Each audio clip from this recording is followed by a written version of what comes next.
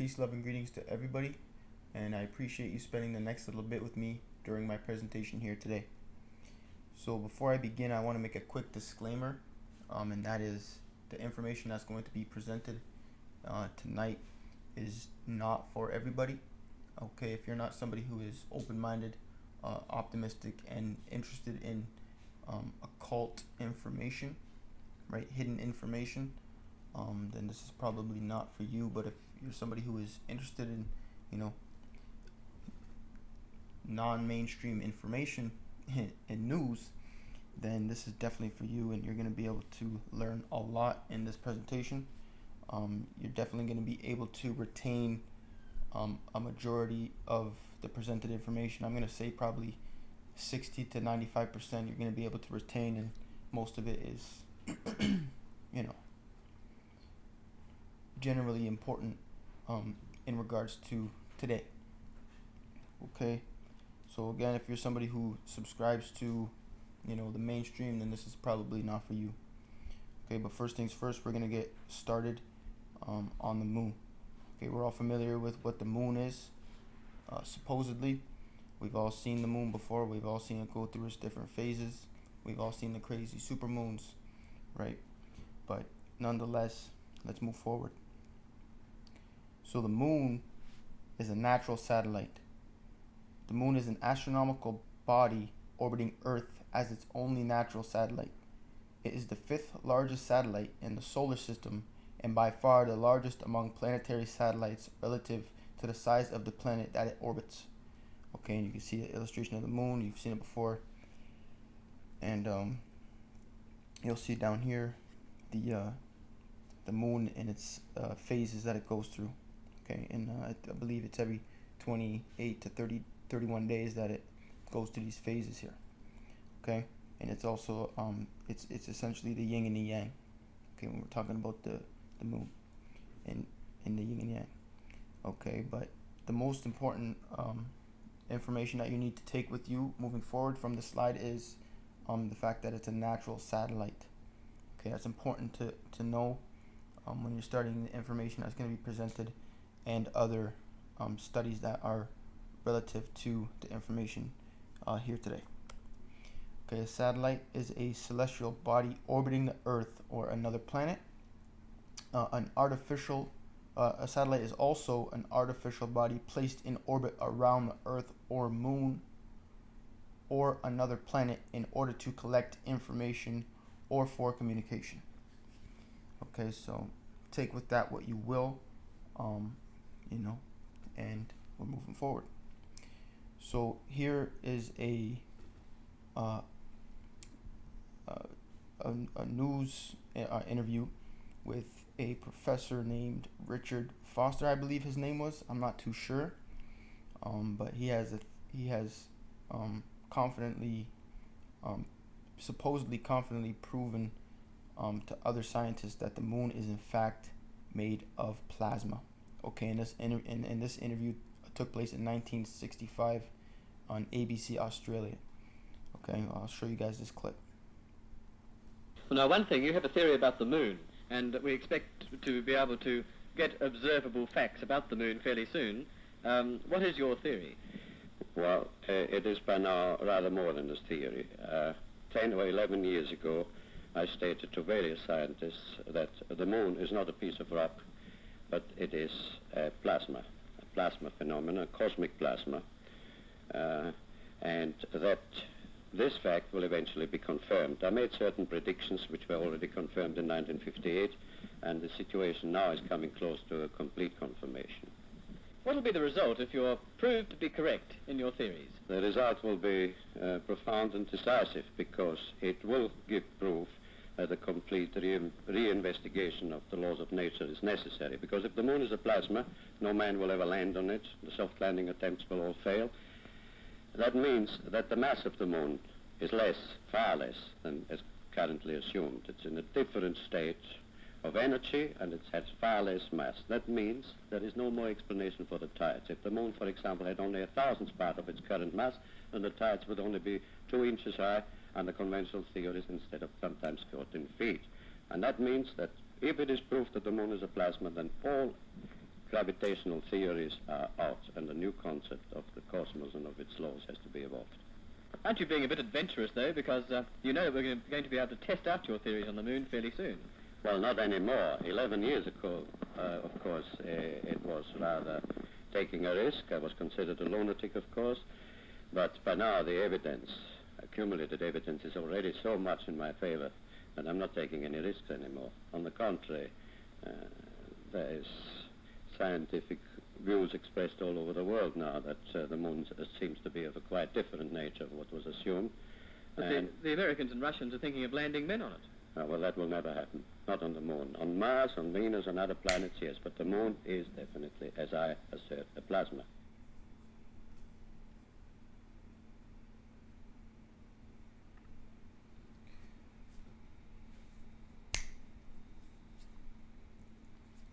Okay, guys, so you saw there, he assumes very confidently that the moon is in fact made of plasma. Okay, and we're gonna build off that right here, right now. Okay, so plasma, what it is it's a state of matter in which ionized gaseous substances, an ionized gaseous substance becomes highly electrically conductive to the point that long-range electric and magnetic fields dominate the behavior of the matter. The plasma state can be contrasted with the other states, solid, liquid, and gas. And what contrasted means is essentially compared to or opposed to. Okay, and here you can see at the top a plasma orb. I'm sure many of you have seen this before. It's essentially plasma energy. It's essentially plasma energy in a vacuum. Okay, and you can see down here, these are the different states of matter.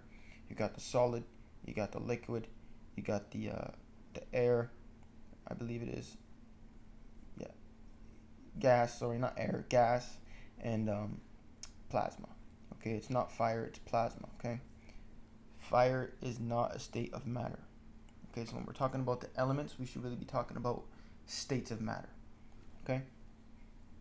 Nonetheless, we got plasma in our blood.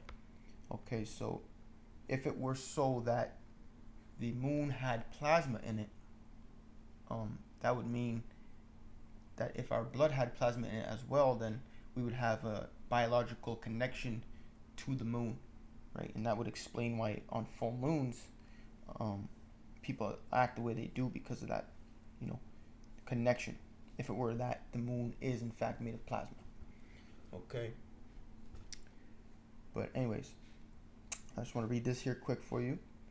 Overall, plasma is electrically neutral, having as many positive ions as free electrons distributed through it. Since negatively charged electrons and positively charged ions attract each other, the matter in plasma often binds itself together. Okay, so that would further back the biological connection that we have to the moon if it were so that there was plasma, present in and or around the moon. You see what I'm saying? But moving forward, I'm going to read this real quick. What is plasma? Plasma is clear, straw-colored liquid. Plasma is the clear, straw-colored liquid portion of blood that remains after red blood cells, white blood cells, platelets, and other cellular components are removed. It is the single largest component of human blood, comprising about 55%, and contains water, salts, enzymes, antibodies, and other proteins. Okay, so that's simply what plasma is in the blood. But here's another explanation to what it is, which I think puts it into a interesting perspective. Okay, so when separated from the rest of the blood, plasma is a yellow liquid. Plasma carries water, salts, and enzymes. The main role of plasma is to take nutrients, hormones, and proteins to the parts of the body that need it. Plasma then helps remove this waste from the body. Okay, so waste from whatever the waste is coming from. And we can see here the ratios of plasma. white blood cells and platelets and red blood cells. So when we're talking about blood, I feel like plasma is really overlooked, right? How many times have you thought of the plasma in your blood? Not often, probably, right? And that's for good reason, because there's people who don't want you thinking like that. But anyways, moving forward, and we're gonna come back to this in a minute because this highlighted part is actually really important. Okay, so what is ocean water, or what is ocean water's purpose? Okay, it covers 71% of Earth's surface. It's responsible for 70% of Earth's oxygen production, and it regulates climate with water currents and absorbs CO2, carbon dioxide. It's a source of food for billions of people, or billions of animals, including humans, and it creates jobs. Okay, the ocean is also known as the heart of our planet. Okay, and if you look over here, you'll see the rivers and valleys of water that are present in the United States, and you can notice that it almost looks like veins in your body. You know what I'm saying? And here's an image of the ocean. But onto the next slide. The moon pulls tide. Okay, so here's the explanation that they give you when you look up on Google. When you look up on Google, what does the moon pull tide, or whatever my keywords were. But this is what I got. High tides and low tides are caused by the moon. The moon's gravitational pull generates something called tidal force. The tidal force causes Earth and its water to bulge out on one side closest to the moon, and the side farthest from the moon. These bulges of water are high tides, and we can see over here depiction of exactly what this looks like. We can see here's the low tide, and here's the high tide. Okay, and if you think of the water as the heart of the Earth, it makes sense because it goes up and it goes down, just like your heart. It beeps, or pumps, boom, boom. So it's up, down, right? 3-6, 3-6. That's what it's doing. Okay, and here is the correlation between the plasma and the water of the Earth, or the plasma in your blood and the water of the Earth, right? Because remember back here it said the main role of plasma is to take nutrients, hormones, and proteins to the parts of the body that need it. What does the ocean water do for you? It brings you your nutrients. It brings you everything that you need to consume from it, and that you can benefit from. It brings you your nutrients, hormones, proteins. You know what I'm saying? It does that for millions, if not billions, of other animals. You know what I'm saying? And also, the plasma then helps remove this water or this waste from the body. And what does the water do? It goes high tide, or it goes low tide, gets the waste from the water, goes high tide, brings it to the shore, and goes back low tide, leaving you the ability to clean up after yourself, right? Just like the plasma in your blood. And here, if you look on the background of this slide, you can see the water. If you can't see, I'll just zoom in. You can see the water and its light, the light reflecting. I'm sure you've seen this before if you've ever seen a swimming pool in outdoors. The light reflects, and it almost looks just like plasma, right? And we know that over here, plasma carries water, salts, and enzymes, right? We're sleeping on the plasma, people. It's really important that we understand this. Okay, the moon pulls tide. There's more than likely some sort of a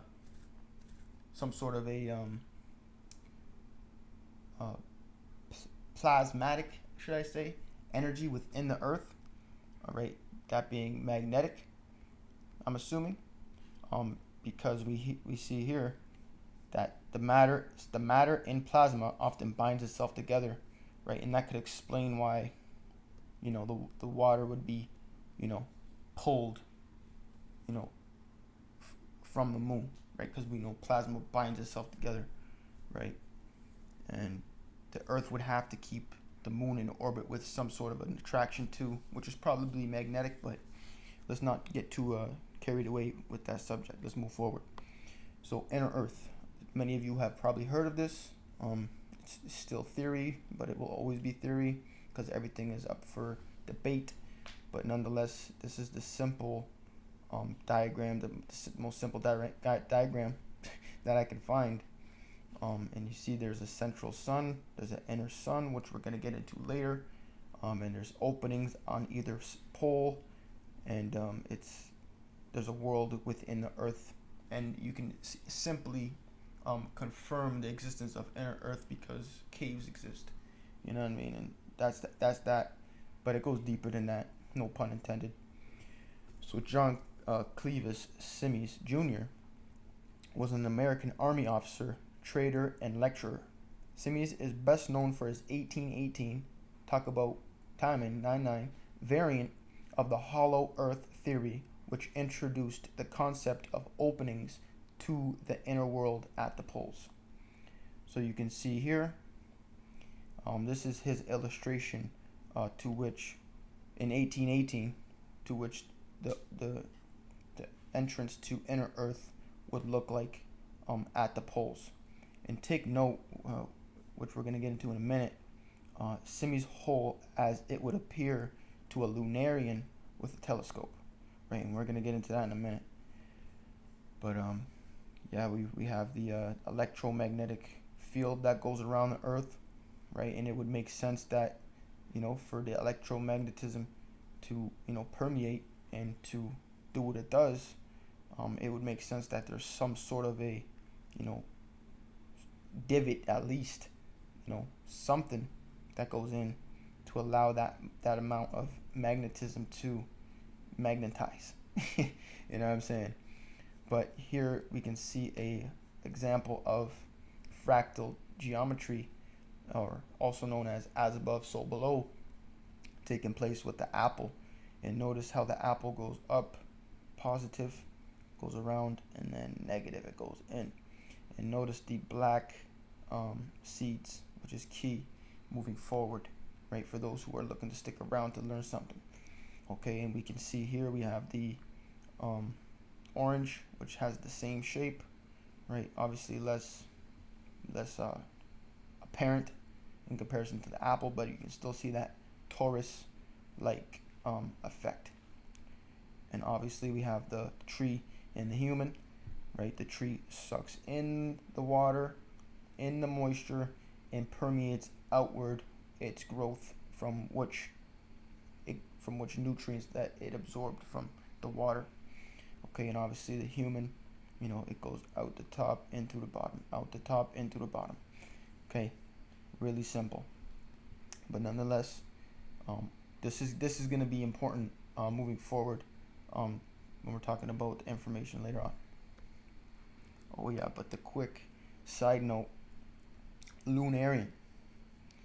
Okay, I discovered this because we saw in the previous slide, whatever that guy's name, what's the guy's name? John, right? Mr. Jonathan. This is, he created an illustration of which the entrance to inner Earth at the pole would look like to a lunarian, which is a moon man or inhabitant of the moon, right? But if you look up, that's the etymology of it, right? That's the study of the origin of words, etymology, for those who don't know. But if you look up lunarian, it's a lunar non-binary person, or lunarian is someone who has similarities in identity or experience with women. The term is meant to be a less easily abused form of female aligned, right? So that's from the LGBTA wiki.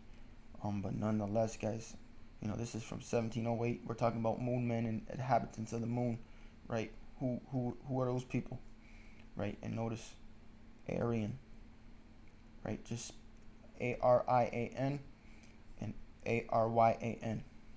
Aryan, same thing.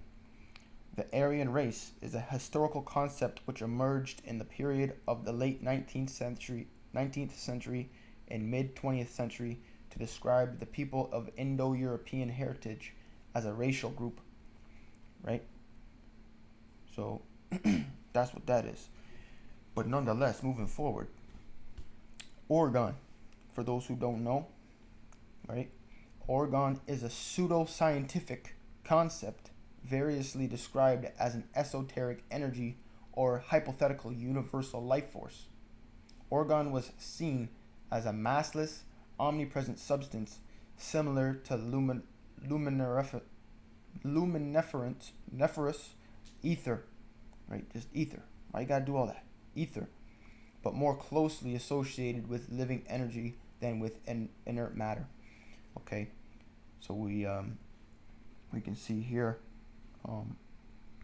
we have a photo, right, dead center, from Dr. D.J. Nelson, who took a picture, which with a special camera, which I'm gonna get into in a minute, of what the energy, essentially, the ether or orgone, would look like coming out the top of a pyramid, right? And this is what the pyramid shape does with what I believe is plasma, because if you look at this, it's the same thing as plasma.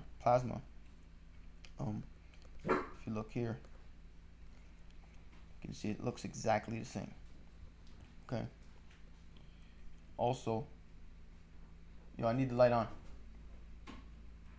Also, we have people who make orgonite, which is essentially generators for orgone energy, which is really plasma at the end of the day. But you can see here, there's people who really be doing this shit, like for real. And shout out to Fingerprint Orgonite if you're looking for some good orgonite. Make sure you hit them up, right? They can hook you up. But this is the Carillion photography, right? You guys can look this up. It's a real thing. Carillion photography is a collection of photographic techniques used to capture energy fields. Okay, and you can see here a slice of meat, what it would look like if you took it with the photographic techniques of Carillion photography versus an apple, right? So which one would you like to eat, right? And you can see here it's even apparent on the wrench and the onion, right? Crazy. But if you really look at it, we're just talking about plasma still. It's the same thing, right? Orgone, plasma, right? Energy, omnipresent in all things, right? Plasma in your blood. This is what we're talking about, guys. Ether energy that we just talked about 2 minutes ago, right? Nikola Tesla's greatest discovery was an entirely new kind of electricity. He called it radiant matter, right? Why was it so amazing? His experiments revealed the existence of ether, right? Which is plasma, which is omnipresent energy, which is dark energy, okay? Magnetism, the balance between electric and magnetic, the balance between positive and negative. This is what we're talking about. Talking about renewable, free, energy, guys. Right? It's the infinite energy. Infinite energy lay within every inch of ether. The ancient technologies were all based upon the ether. The future revolves around our study of ether, aka plasma. Okay? And this is just the introduction for Nikola Tesla. We're about to get in a little bit deeper when it comes to Nikola Tesla, but I'm gonna try not to go too deep in that subject. But nonetheless, moving forward, plasma cosmology. Plasma cosmology is a non-standard cosmology whose central purpose is that the dynamics of ionized gases and plasmas play important, if not dominant, roles in physics, or the universe beyond the solar system. In contrast, the current observations and models of cosmologists and astrophysicists explain the formation, development, and evolution of astronomical bodies and large-scale structures in the universe as influenced by gravity, including its formulation in Albert Einstein's general theory of relativity and Byronic physics. Okay, so instead of gravity, right, we're talking about ionized gases and plasmas, right? This is a real thing, right? I'm not the only one that's talking about it, right? It's a real deal. It's its own cosmology. Okay. But Nikola Tesla, this is where we're gonna go a little bit, you know, back, I would say, before we get into the science and before we really start learning, right? Because when we're talking about the science that I'm gonna be presenting, we're talking about the future in which where we're headed. Okay, so what's going on right now, aka what's in the future. Also, but never mind, not also, but it's important that we know where we've been and where we've been before we think about where we're going, right? It's important that we know where we are and where we've been before we think about where we're going. So it's important that we go right now into where we were in the past. Okay, and what happened in the past, and we have to understand that real quick. So bear with me in these next couple slides. Okay, I have 90 slides to go through, so bear with me. This might be a little bit longer, but this information is very important to understand, and it's gonna give you a perspective that's really gonna open your mind, okay, and get you thinking and get you proactive. Okay, so it's believed that Nikola Tesla patented anti-gravity aircraft, right? He had patents for anti-gravity flight devices.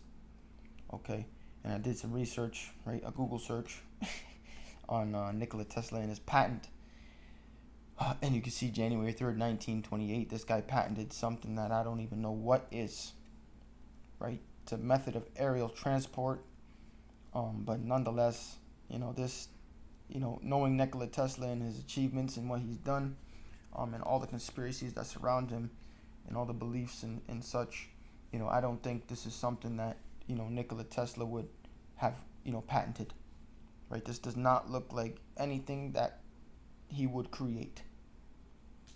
Maybe he did, but nonetheless, this looks like some BS to me. This is what you'll find on Google, right? This is the mainstream information, and we can see here, talk about timing, right? But we're gonna just continue. Moon base.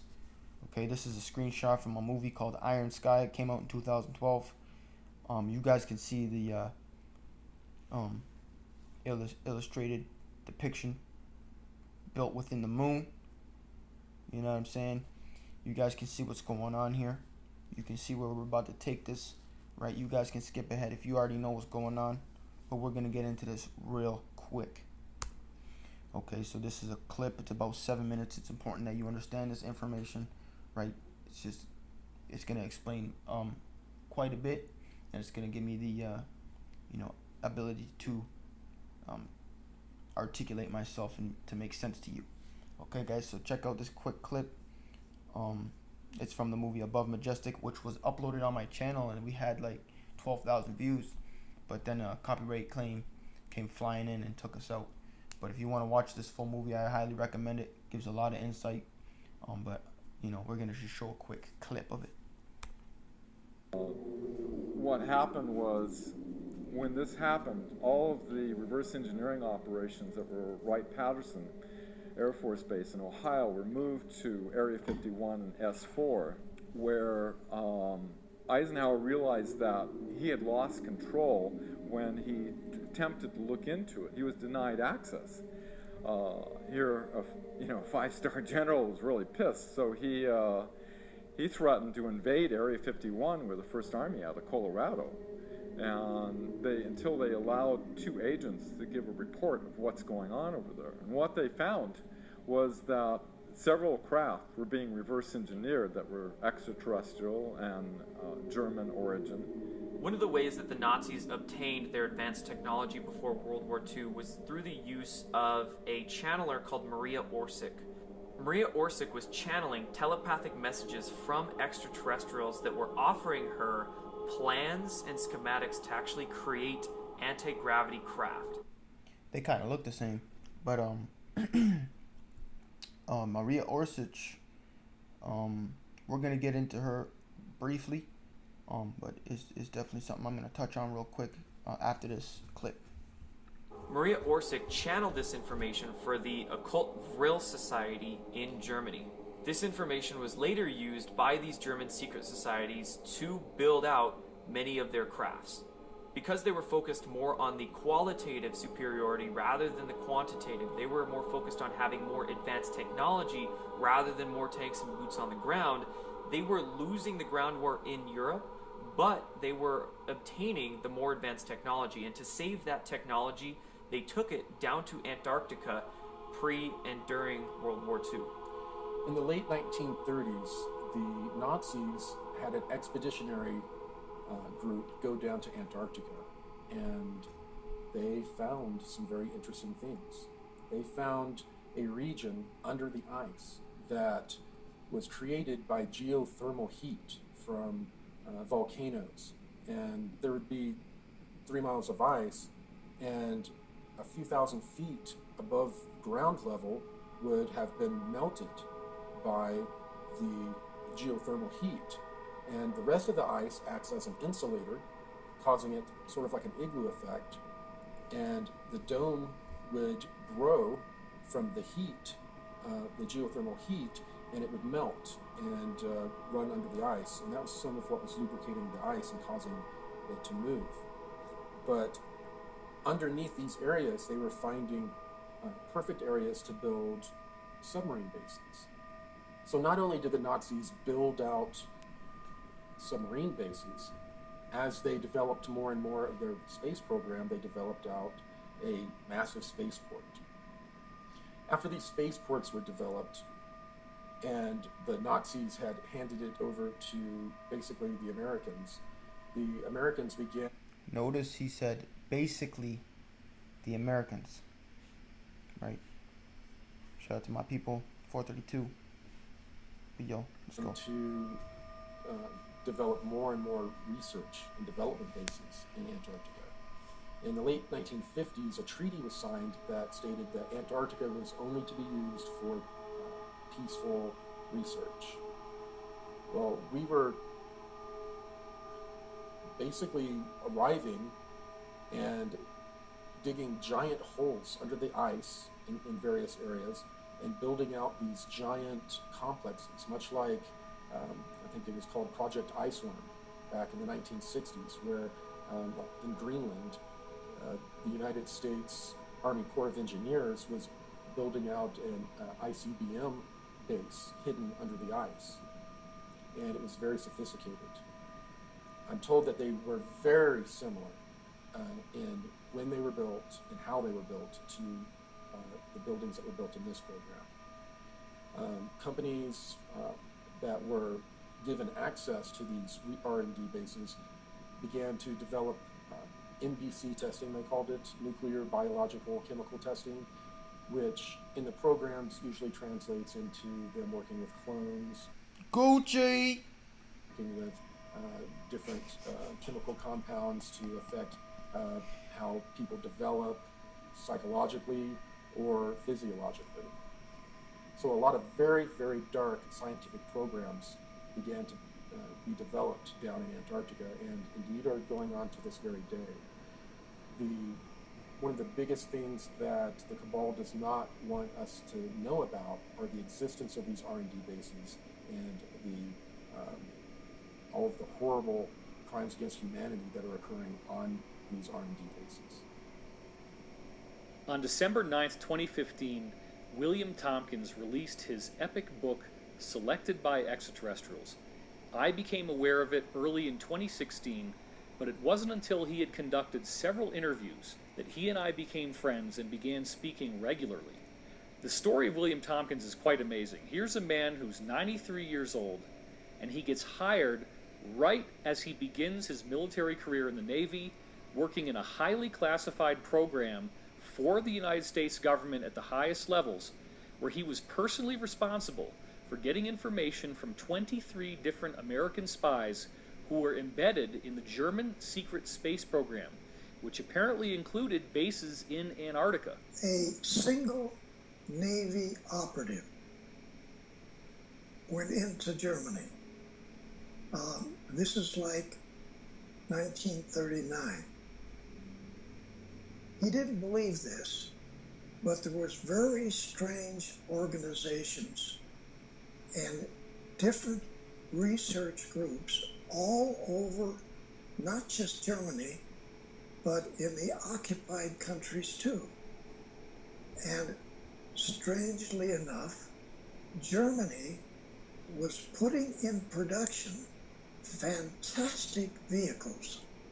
They didn't have wings on these aircraft. They didn't have empennage or tail. They had landing gears. Some of them were triangular shaped. Some were rectangular shaped. Some were round shaped, like a saucer.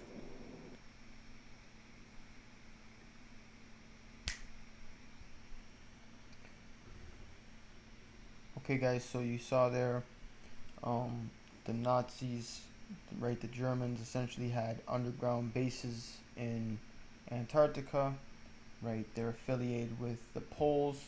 Right? Remember we talked about the, inner Earth entrances to the poles. And they also have anti-gravity aircraft, which I'm not gonna really force down your throat because if you really don't believe in anti-gravity, then you don't believe in magnetism. Okay, and that's that. But you remember in the short clip I just played, the guy spoke of Maria Orsic, and here is a supposed picture of her. You can see her intense hair, but nonetheless, this is a piece of art that was created by sitchshow.blogspot.com.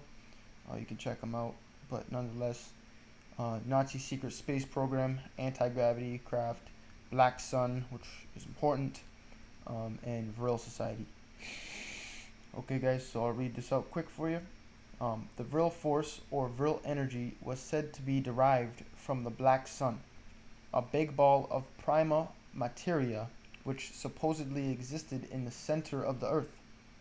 This force was known to the ancients under many names and it has been called Chi, Ojas, Vril, Astrolite, Odic forces, or Orgon. Right, so remember we were talking about Orgon, the Kirlian photography. We got, the plasma, guys. We're talking about plasma, and I personally believe, and this is what I'm trying to get across, is that there is a black hole sun in the inner Earth. Okay, and that's my belief, and I believe it's based of plasma. Okay, and that's why the moon is connected very well to the Earth. Okay, but Terzicki maintains that anti-gravity research began in Germany in the 1920s with the first hybrid anti-gravity circular craft, the RFZ-1, constructed by the Vril Society in 1942 to 43. A series of anti-gravity machines culminated in the giant 350-foot cigar-shaped Andromeda space station. Shout out to everybody who knows what that is, but I'm not going to get into that. But here, this is a book you can get on Amazon. And this Maximilian de Lafayette, wrote this book here. You can buy it. The title is Maria Orsic, Nikola Tesla, Their Extraterrestrial Messages, The Occult in UFOs, Part 1. There's 2 parts. And essentially, I guess what's depicted in the book is that Maria Orsic and Nikola Tesla, in fact, worked together, because you remember that in the short clip I just played, Maria Orsic was responsible for conducting telepathic rituals to, connect with extraterrestrials, supposedly to get the knowledge to, create these anti-gravity aircraft. And she worked with Nikola Tesla to develop it for the Germans. Okay, guys. But moving forward, Operation Paperclip. Operation Paperclip, for those who don't know, NASA are the Nazis. Operation Paperclip, the Nazis didn't lose. They moved to America. Okay? From 1945 to 1955, Operation Paperclip granted nearly 1,000 German scientists American citizenship. It is actually, in fact, 1,600 German scientists. Okay, many had been long-term members of the Nazi Party and the Gestapo, and had conducted experiments on humans at concentration camps and committed other war crimes. The scientists ended up in U.S. military-industrial complex, worked with the CIA, NASA, and more. One of the Nazi experiments that continued in America was mind control, known as the CIA Project MK Ultra. Okay, so this essentially is showcasing the integration of the Nazis into America, because Operation Paperclip is what granted 1,600 German scientists citizenship into America to create agencies within the government, one of which is NASA. Okay, so we're talking about, America is, somewhat, influenced heavily by Germany and neo-Nazism, which we're going to get into. Okay, but real quick, what happened to Nikola Tesla? What happened to Nikola? My homeboy Nikola, right? This is a letter supposedly written in 1971. It was the information was unclassified, July 3rd, 1980, and they blocked out who it's to, but the letter's from John Edgar Hoover, the director of the FBI, and it reads: in response to your inquiry, the effects of Dr. Nikola Tesla were impounded after his death by the Office of Alien Property of the Department of Justice and not by the FBI. We did not participate in the handling of Dr. Tesla's belongings in any way. Copies of your communication and my reply have been referred to the Department of Justice. Okay, and this message is supposedly from John Edgar Hoover, who was the first director of the Federal Bureau of Investigation of the United States and an American law enforcement administrator, right? The very first director of the FBI. Okay, he was born January 1st, died May 2nd, right? Good timing, bud. But anyways, the important fact here is, if it is a fact, the effects of Dr. Nikola Tesla were impounded by the Office of Alien Property of the Department of Justice. Okay? What is the property of the Office of Alien Property? Right? It was an office within the government of the United States during World War I and again during World War II, serving as a custodian to property that belonged to U.S. enemies. Okay, so if it were so that the Office of Alien Property, right, were the ones who confiscated Dr. Nikola Tesla's, inventions, essentially, that would mean that Dr. Nikola Tesla was in fact an enemy of the state, because they were responsible for serving as a custodian for property that belonged to U.S. enemies. Okay, so Nikola Tesla must have been viewed as an enemy of the state, or of the country. Okay, for those who are not aware, right, Nikola Tesla was a foreign immigrant. He came from Serbia, I believe. Right, he was a pure guy who loved science, and that's who he's depicted to be, supposedly. And he wanted to give free energy to all, right? But this guy named J.P. Morgan wanted to, privatize and essentially create a monopoly on commercial energy, right? And there's a lot of speculation around J.P. Morgan and his affiliation with Nikola Tesla by backing him in his research. But it's believed that J.P. Morgan is actually responsible for the destruction and the assassination of Nikola Tesla. Okay, and there's another meme here. Did these bankers destroy Tesla to stop his gift, of free energy for all? Okay, we got J.P. Morgan, Warburg, Rockefeller, right? These guys right here. Okay, so J.P. Morgan and other bankers first pretended to back Tesla, but effectively they were only trying to control him. When they found out he was planning to give the world free energy as a gift, they silenced Tesla using the newspaper they controlled, and it's believed that they also were responsible for his death.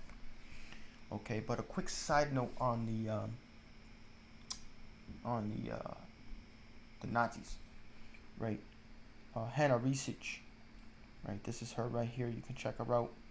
But nonetheless, right?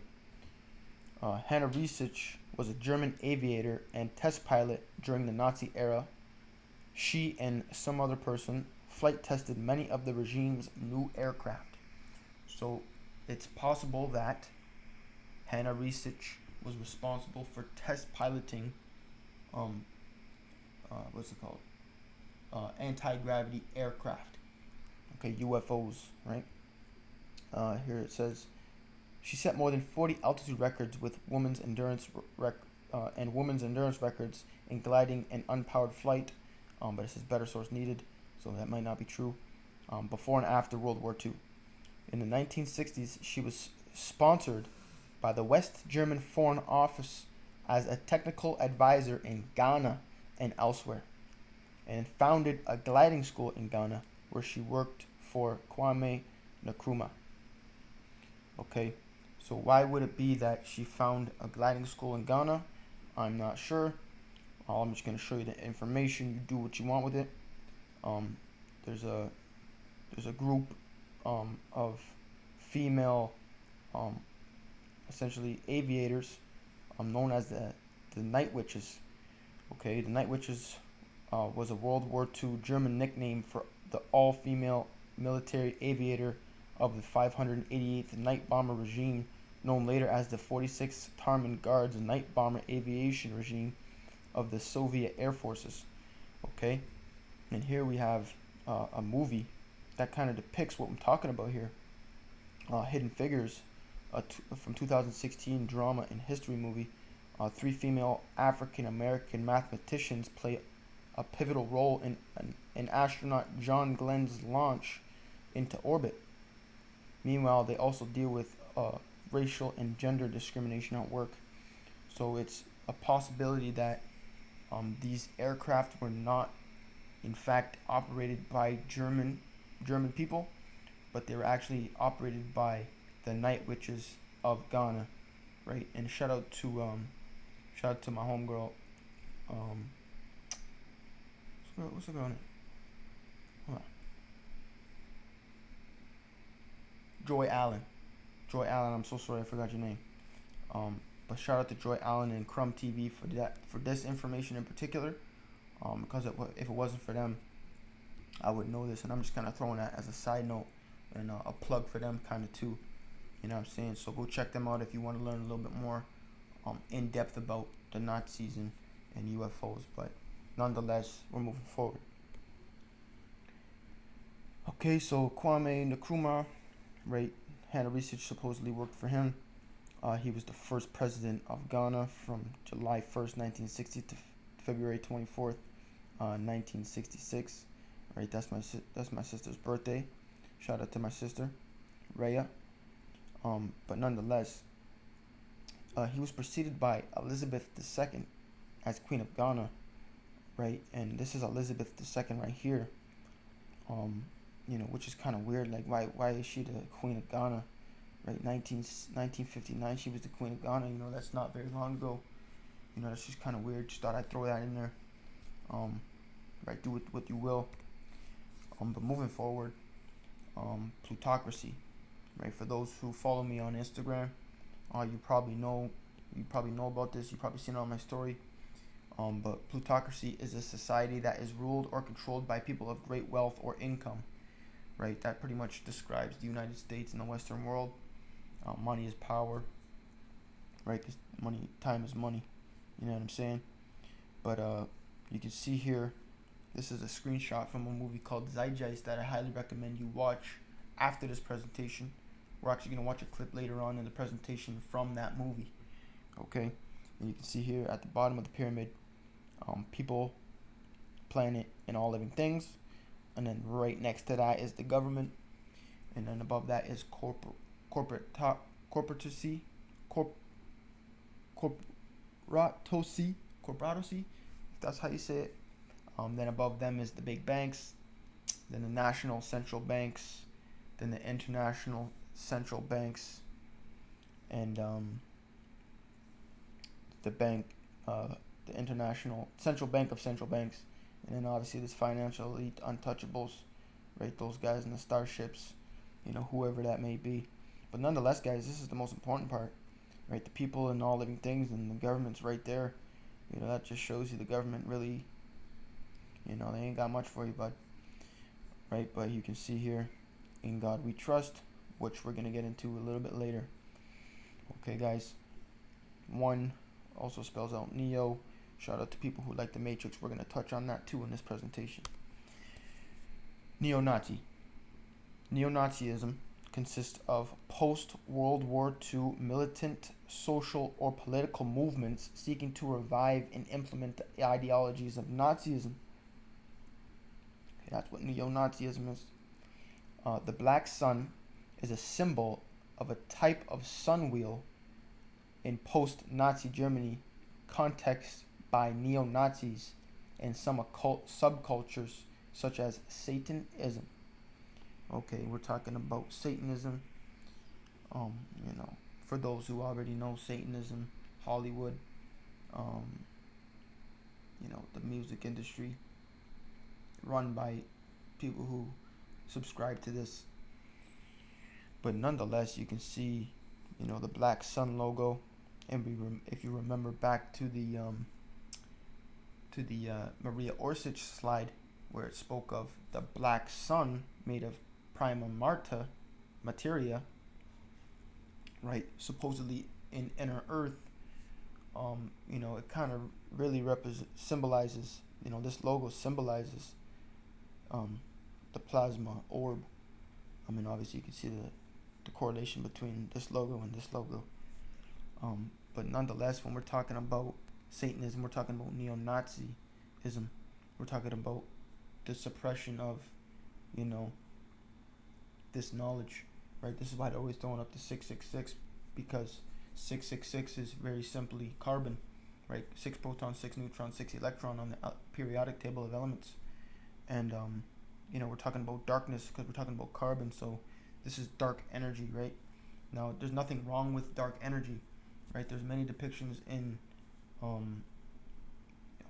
Hollywood, such as Star Wars, right, where you'll see the Jedi, right, which is the Jesus people, right, all goody two shoes, but really they're sexually suppressed people. But and then you see the dark side, which is depicted as an evil kind of belief, right? But really it's just the articulation of what is. You see what I'm saying? So if you were to take the knowledge of dark alchemy, right, this plasmatic essence, right, if you were able to tap into this dark energy, right, and use it for good, this is where you're going to see the greatest progression in, your perceived reality. Okay, guys, so hopefully you guys are able to connect the dots in these slides here. Okay, but nonetheless, moving forward, the Germans, I gotta salute you. You know what I mean? Y'all did it. You know what I'm saying? They stick to their thing. You know what I'm saying? They don't hold back. You know what I mean? They're known for being the greatest, engineers in regards to, motor vehicles, right? They own Bugatti, the Germans, right? What does the German Shepherd do? Herds the sheep, right? And you'll see here another correlation. Remember we talked about Operation Paperclip.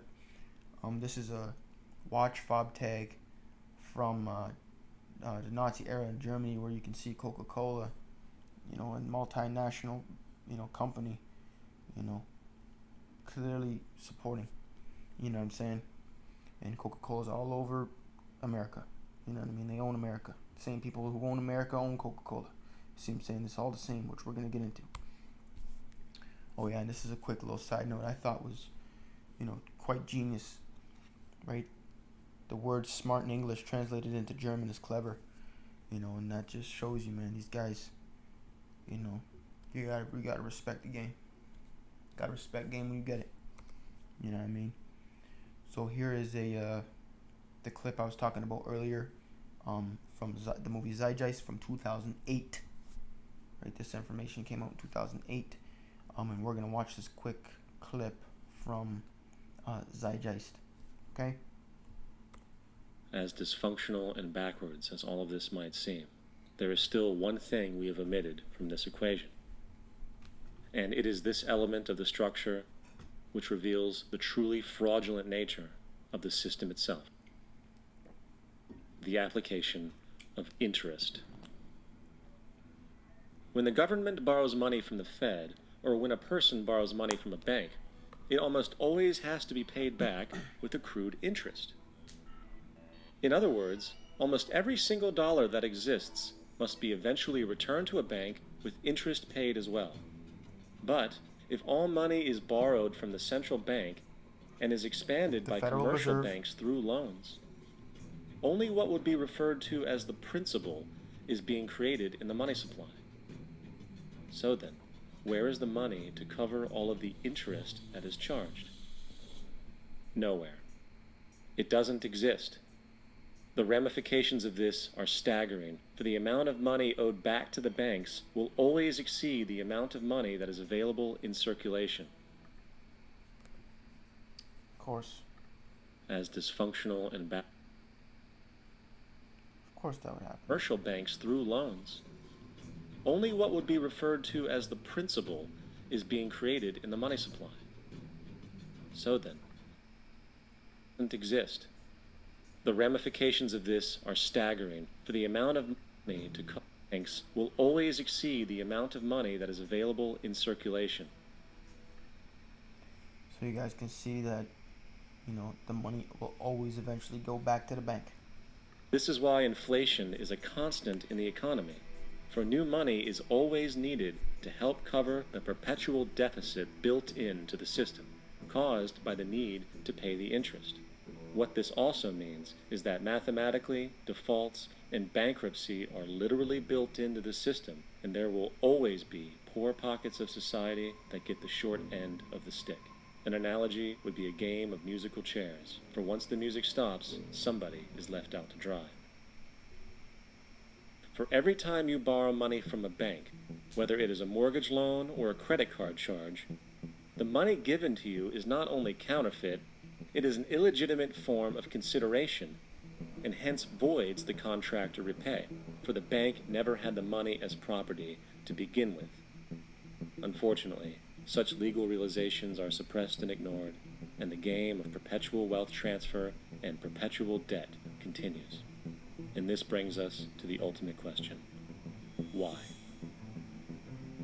During the American Civil War, President Lincoln bypassed the high-interest loans offered by the European banks and decided to do what the Founding Fathers advocated, which was to create an independent and inherently debt-free currency.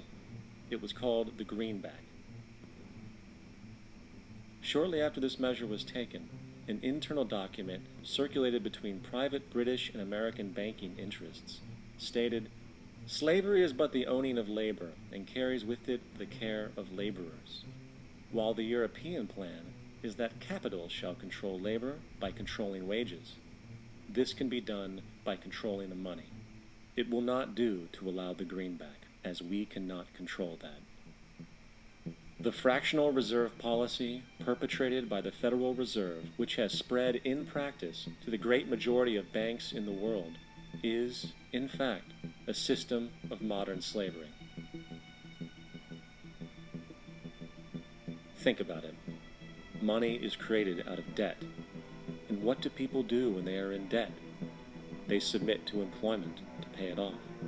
But if money can only be created out of loans, how can society ever be debt-free? It can't. And that's the point.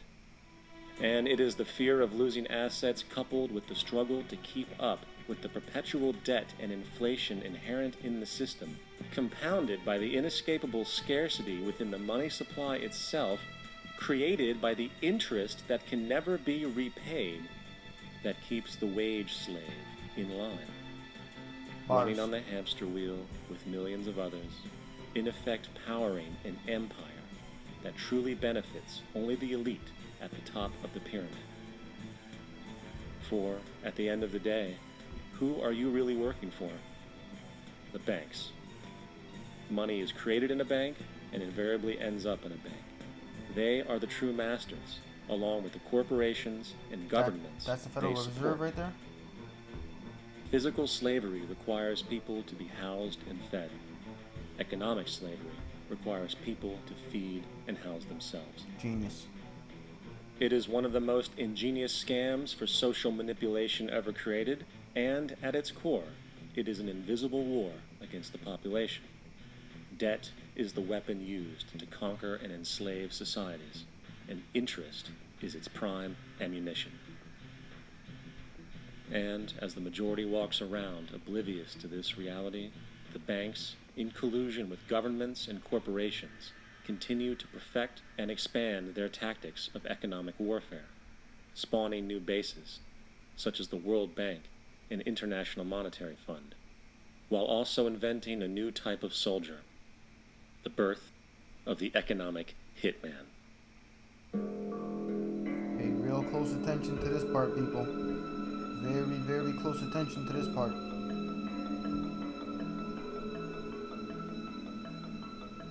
We economic hitmen really have been the ones responsible for creating this first truly global empire.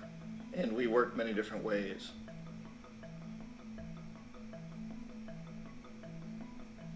But perhaps the most common is that we will identify a country that has resources our corporations covet, like oil, and then arrange a huge loan to that country from the World Bank or one of its sister organizations. But the money never actually goes to the country. Instead, it goes to our big corporations to build infrastructure projects in that country, power plants, industrial parks, ports, things that benefit a few rich people in that country, in addition to our corporations, but really don't help the majority of the people at all. However, those people, the whole country is left holding a huge debt. It's such a big debt they can't repay it, and that's part of the plan, that they can't repay it.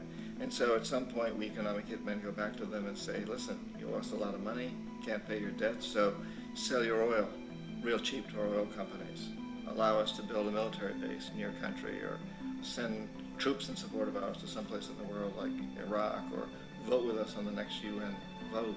To have their electric utility company privatized and their water and sewage system privatized and sold to U.S. corporations or other multinational corporations. So there was that whole mushrooming thing, and it's so typical of the way the IMF and the World Bank work, that you put a country in debt, it's such a big debt it can't pay it, and then you offer to refinance that debt and pay even more interest. And you demand this quid pro quo, which you call a conditionality or good governance, which means basically that they've got to sell off their resources, including many of their social services, their utility companies, their school systems sometimes, their penal systems, their insurance systems, to foreign corporations. So it's a double, triple, quadruple. Double, triple, quadruple whammy.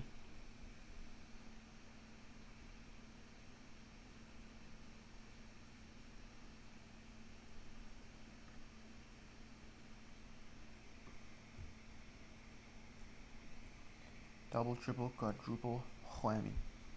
Okay, guys. So you saw there, that was the economic hitman. You can clearly see, what's taking place. Right. This clip does a great job explaining, what's going on, in regards to the monetary system, right, which is failing at the moment.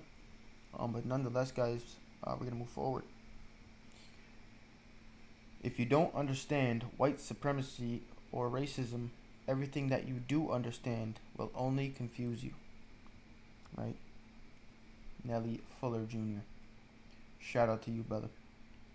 Right? And that's kind of the tip of which we're taking this presentation. Okay, guys. inherited subconscious epigenetic mindset. I suggest you all learn how to piece those words together. Okay, but we're going to play this clip real quick. Which doll is the black doll? And which one is the white doll? That one. Which doll is the pretty doll? Which doll is the nice doll? Which doll is the bad doll? Which doll is the nice doll? And which doll is the bad doll? Blue eyes. And why is that doll pretty? Because she's white and he has 2 eyes. Which doll is the ugly doll? Why is that doll ugly? Because he's black. Which doll looks most like you?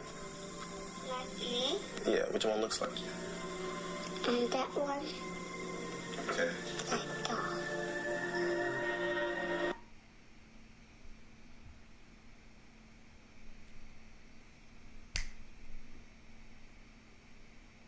Okay, guys, so you can see, what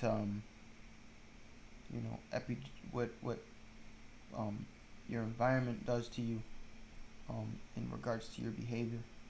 Okay, when we're talking about epigenetics, we're talking about the expression of genes, right? So we're talking about the expression of who you are, right?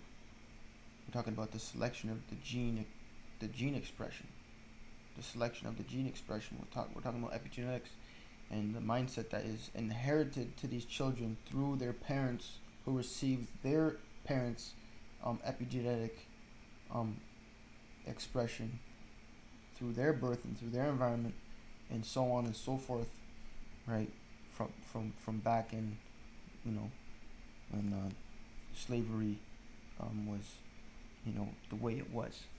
Right, it still exists today as we know it, but nonetheless, there's nothing worse than seeing something like this, where children hate themselves, because we understand how important self-confidence is, and when it comes to your success in life. Okay, guys, so it's important to, remind people that, they need to love themselves and all that. So, right, make sure that you're lifting people up, because this is really sad to see. You know what I'm saying? Symbiosis. The interaction between two different organisms living in close physical association, typically to the advantage of both.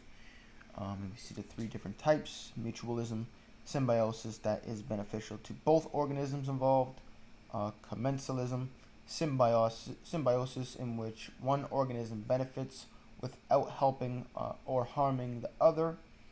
Right, and symbiosis and parasitism, which is symbiosis in which one organism benefits at the expense of the other.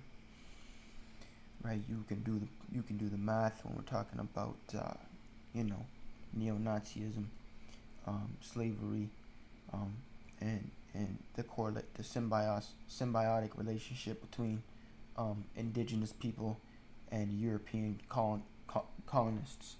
Okay. They're operating at a parasitic symbiosis frequency. Okay, guys. So I wanted to dissect this family tree real quick. You can see down here we have J.P. Morgan, of course, because we're going to be talking about him. But at the top here we have James Pierpont. Right, James Pierpont, or Pierpont, was a Congregationalist minister who is credited with the founding of Yale University in the United States. He was also born January 1st. If you remember, John Edgar Hoover was also born January 1st. Talk about timing, died November 22nd. Nonetheless, he actually went to Harvard as well. But the most important part of, his profile would be the fact that he is the founder of Yale University. Okay, John Pierpont, an American poet. He's not really important other than the fact that he is the father of Juliette Pierpont and James Pierpont. Okay, and we'll see here. We'll go to James Pierpont before Juliet. James Pierpont also has the same name as James Pierpont, the founder of Yale University. James Lord Pierpont was a New England-born songwriter, arranger, organist, Confederate soldier, and composer, best known for his writing and composing Jingle Bells. Okay, born April 25th, died August 5th. He had his own record labels, right? Nonetheless, we're talking about the creator of Jingle Bells. Okay, guys, we're talking about the creator of Jingle Bells. We're talking about the people who shape and form culture. Okay, we're talking about the beginning of record labels. Record labels in the 1800s, right? Do you think for a second his descendants, his children's children are not benefiting off the backs of, the record labels such as, Universal Records, which a majority of your,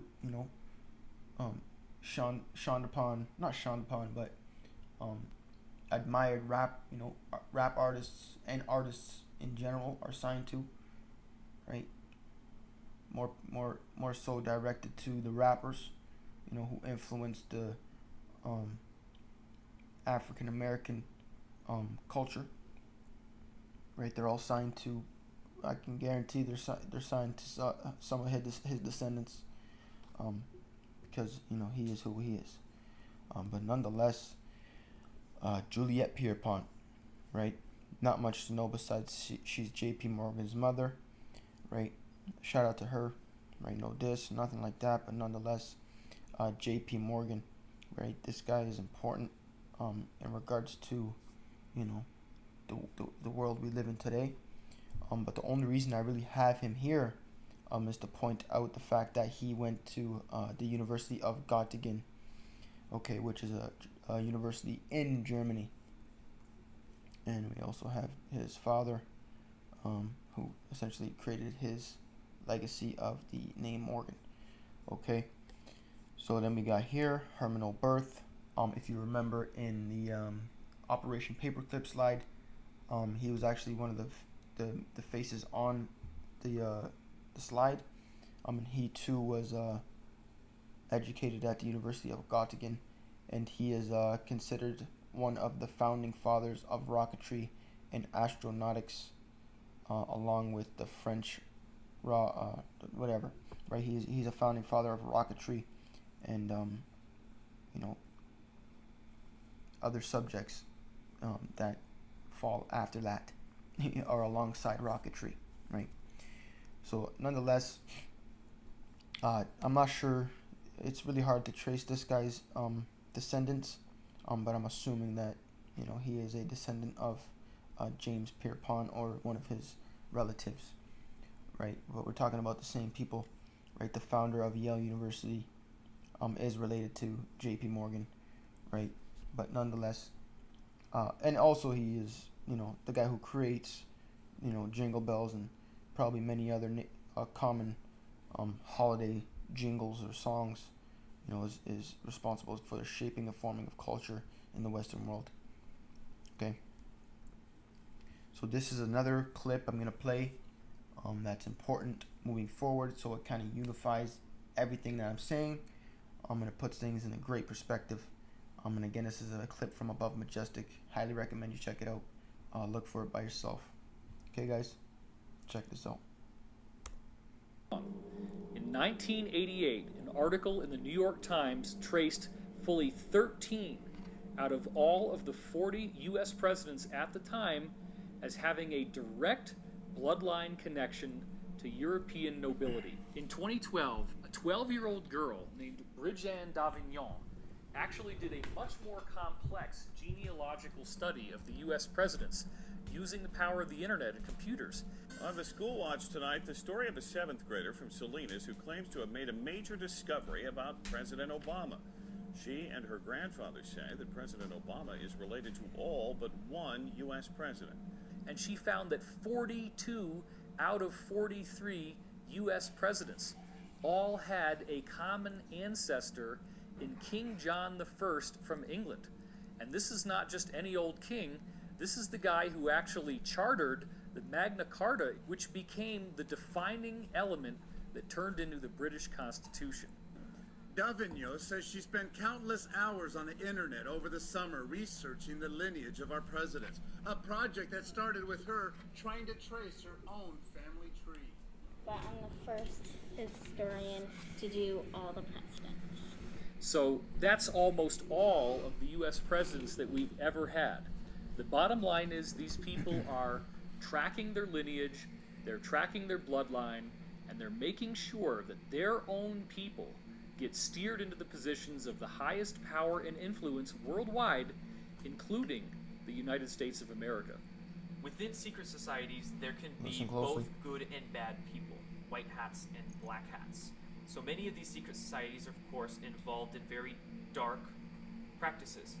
But there are also secret societies out there that are harboring knowledge and information and technology to keep it out of the hands of the deep state or the black hats or the people that would do detriment with these technologies. Some of the, I guess, very well known elites, names I won't mention, but are on the front lobes of most watching this video, are highly involved not only in some of the slave trade aspects, but are also involved in dealing with non-terrestrials and dealing with organized crime down here on Earth and how it's related to these programs. I will tell you, Director Deutsch, as a former Los Angeles police narcotics detective, that the agency has dealt drugs throughout this country for a long time. The CIA dealt drugs in America. Director Deutsch, I will refer you to 3 specific agency operations known as Amadeus, Pegasus, and Watchtower. I have Watchtower documents heavily redacted by the agency. I was personally exposed to CIA operations and recruited by CIA personnel who attempted to recruit me in the late 70s to become involved in protecting agency drug operations in this country. For the record, my name is Mike Rupert, R-U-P-P-E-R-T. I did bring this information out 18 years ago, and I got shot at and forced out of LAPD because of it. I've been on the record for 18 years nonstop, and I'll be happy to give you, Congressman, anything that I have. A lot of these elite are running a lot of financial scams, drug programs to raise money for these secret programs that they have going on. Could be real, could be fake. You don't know. Take full advantage of this access. They probably don't age anymore. Listen to him, listen to him.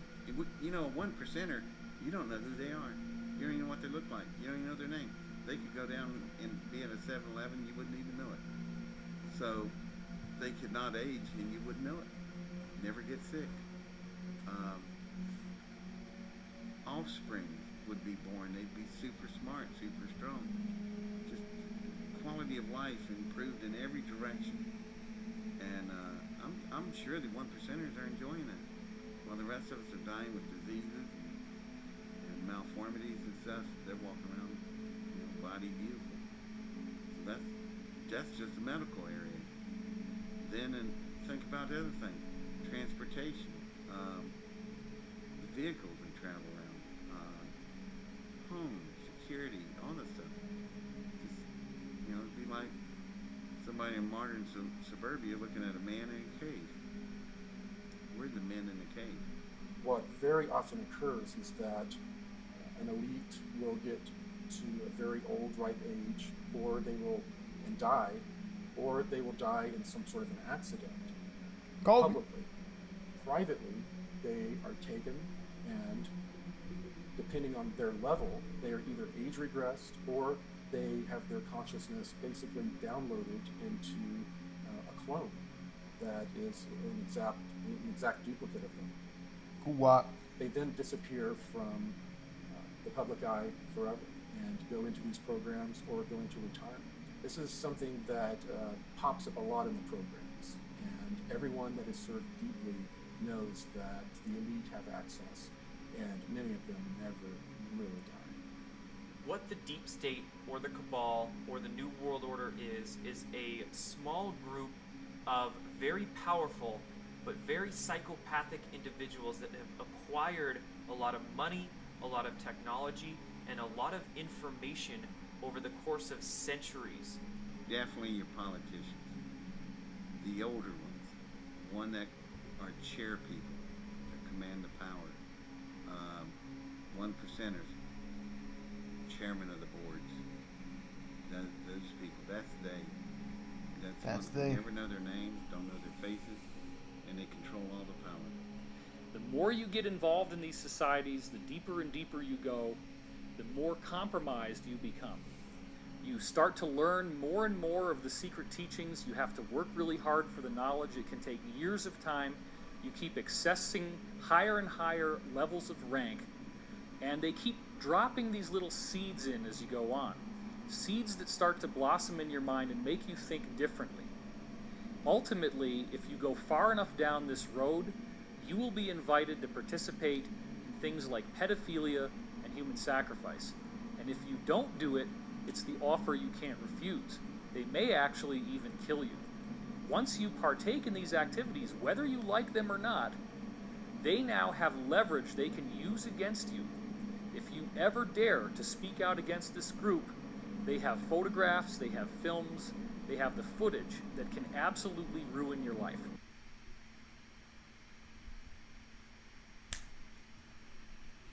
Okay, guys, so you saw there, it kind of unifies, everything that I've been kind of saying here, or that I'm leading up to, and these people of, Yale University, these people of NASA, aka the government, right? The bank, the owners of these banks, these national banks, these large corporations, they're all kind of affiliated with each other, and they all kind of, mingle with each other. You know what I'm saying? But here's two depictions of they. We got William Henry Gates III and Jeffrey Preston Bezos, or should I say Princeton. Right, guys? Check them out. 1998 versus 2007. That's a glow up. That's a glow up. Right? They don't age anymore, like he said. Right? Super healthy, super fit, superhuman. Right? Look at them. Fucking badass. Right, they all flock together. I'll draw your attention here first. You can see, vote all you want. The flight plan doesn't change. Right, two wings of the same bird. Right, they're all connected. Right, and we'll just check out over here real quick. Y'all know what this is. Y'all know what's going on here. Right, y'all know what's happening. Right. First, second, third, from 1865 to 1871, from 1915 to 1944, and 1946 to present. First clan members unknown, second clan, right, ridiculous amount, third clan, right, but who really knows? But nonetheless, you can see here, where is it here? Oh, here it is. Political ideologies, right, white supremacy, Christian terrorism, aka reforming Christianity to what it is today. Same people, neo-Nazism, which we spoke of earlier, LGBT, right? Just anti-life, really. And yeah. So yeah, we can see here, for those who aren't hip, you got the Skull and Bones Society, the Order 322, or the Brotherhood of Death, is an undergraduate senior secret student society at Yale University in New Haven, Connecticut. Right, so we're talking about essentially, the Brotherhood of Death. You know what I'm saying? Kind of the same thing when we're talking about, the unification of these people. And some interesting facts here for you. Members include of the Skull and Bones Society, Austin Goolsbee, who is the staff director and chief economist of President Barack Obama's Economic Recovery Advisory Board. Right, so Obama's Economic Recovery Advisory Board director is a part of the 322 Skull and Bone Secret Society. And of course, George Bush, his nickname was Gog, and he was the 43rd president of the United States. Right, guys? And you can see here in present day, the vaccination mascot in Brazil. You know what I'm saying? Right, it doesn't get much more clear than that. But anyways, we're gonna move forward. What's going on? Right, that's the big question.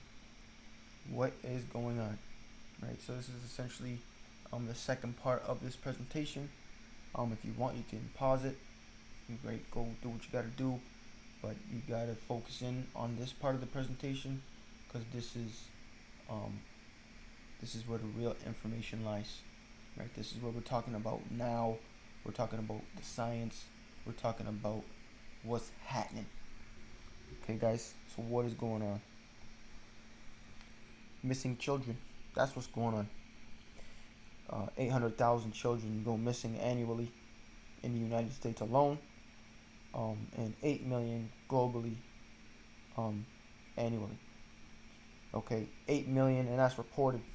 Right now, these numbers are probably lower than the truth, just because this is what I found on the internet, and that's probably just reported cases because of how, politically correct the internet is these days. But nonetheless, 8 to 10 million children go missing and are not found every single year, right? Well, not necessarily not found, but many of the children that go missing are not found, especially in the United States, especially in places like,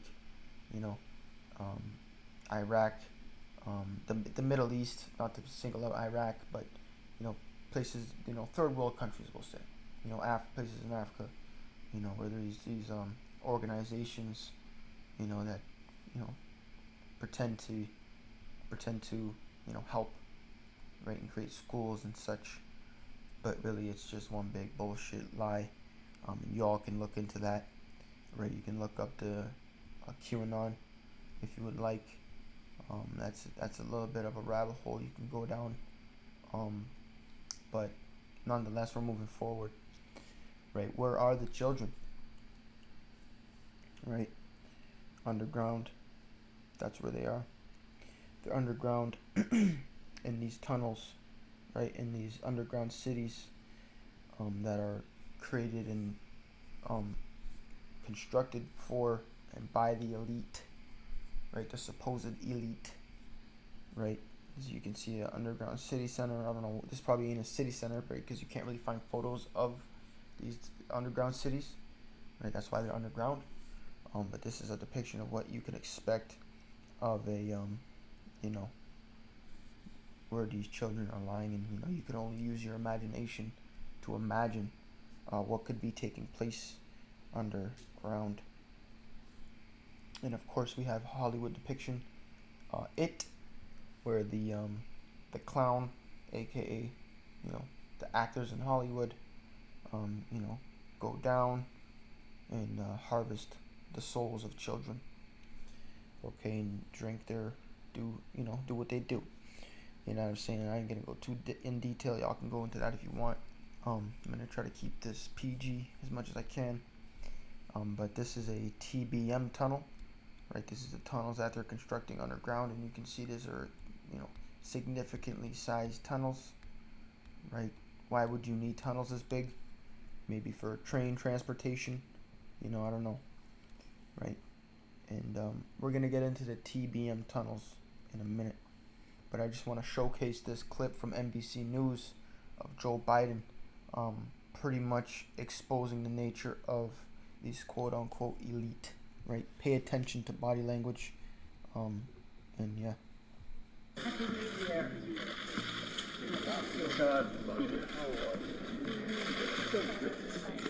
Great to see you. Why don't you kiss me? Thank you. I don't have a doubt about it. How are you doing? God love you. I know this is a one-man sport. Thank you all for your patience. Bring the whole family up. Come on. Come on.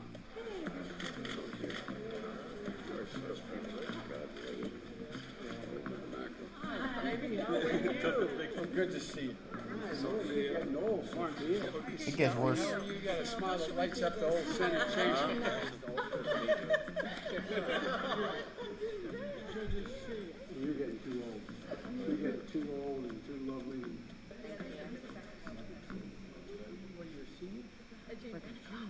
This is my daughter-in-law. Kelly, how are you? Nice to meet you. You have very good taste. Good to see you, man. You have good taste. Well, I'll tell you what, you've got very good taste, like your father. It's a pleasure to meet you. I have very good taste. Awkward. Come on, this can hurt your reputation, man. You're going to have to go home and explain, what would I do with that Democrat? Kids, come on over, okay? You ready? Girl in the Now, middle. you getting in this picture?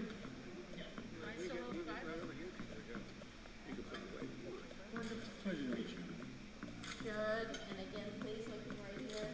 Okay, so tell me about you. He's Warren Holly. Hi, Holly. How are you? Now, Holly, you come over to my side. You come over this side.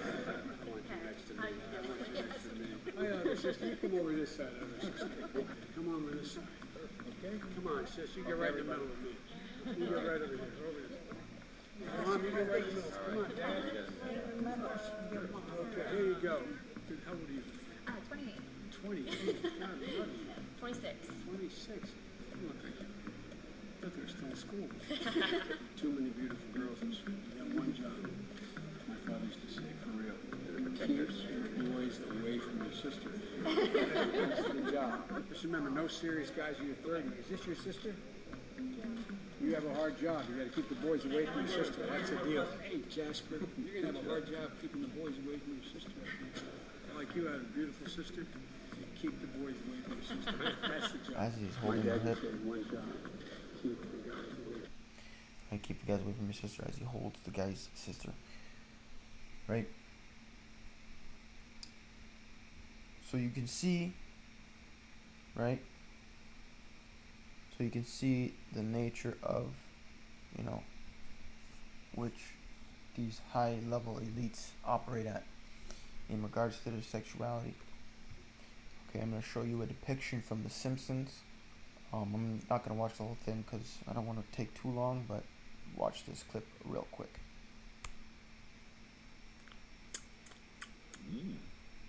Jimbo, why don't you assist Lunch Lady Doris in the kitchen? Bite me, Skinner. Well, might we? It's hard for me to clean this giant pot when you keep spilling meat tenderizer all over me. Oh, great. Now I gotta work in the dark.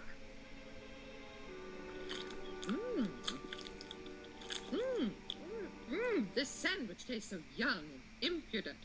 Seymour, what's with the good grab? Well, perhaps I ought to let you folks in on a secret. You remember me telling Jimbo Jones that I'd make something of him one day? Are you saying you killed Jimbo, processed his carcass, and served him for lunch?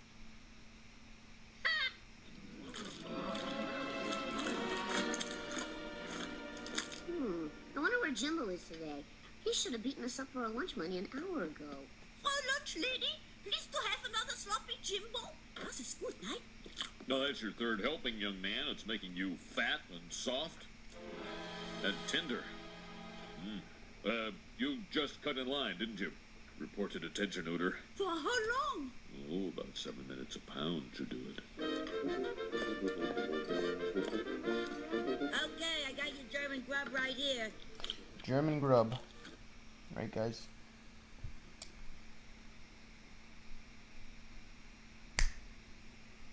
So you guys can see the depiction of which is being projected here on the Simpsons episode where cannibalism is taking place at the principal level or presidential level of the school.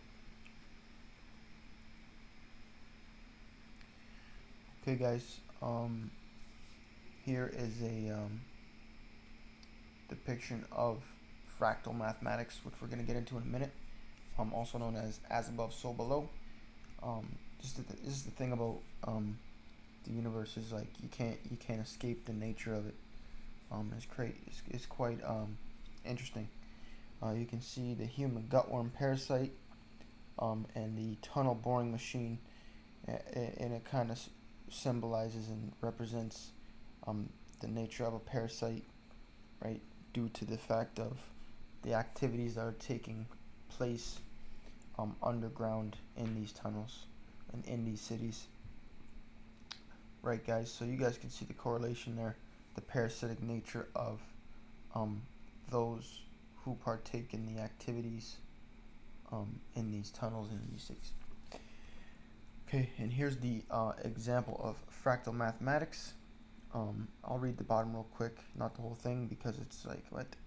But nonetheless, it says, in mathematics, a fractal is a similar subset of Euclidean space, which means two-dimensional or three-dimensional, whose fractal dimensions strictly exceeds the topological dimension. Fractals appear at the same at different levels, as illustrated in successive magnification of the Mandelbrot set. Because of this, fractals are encountered ubiquitously in nature. Right? I don't know what it just said, but this is what it essentially is trying to say.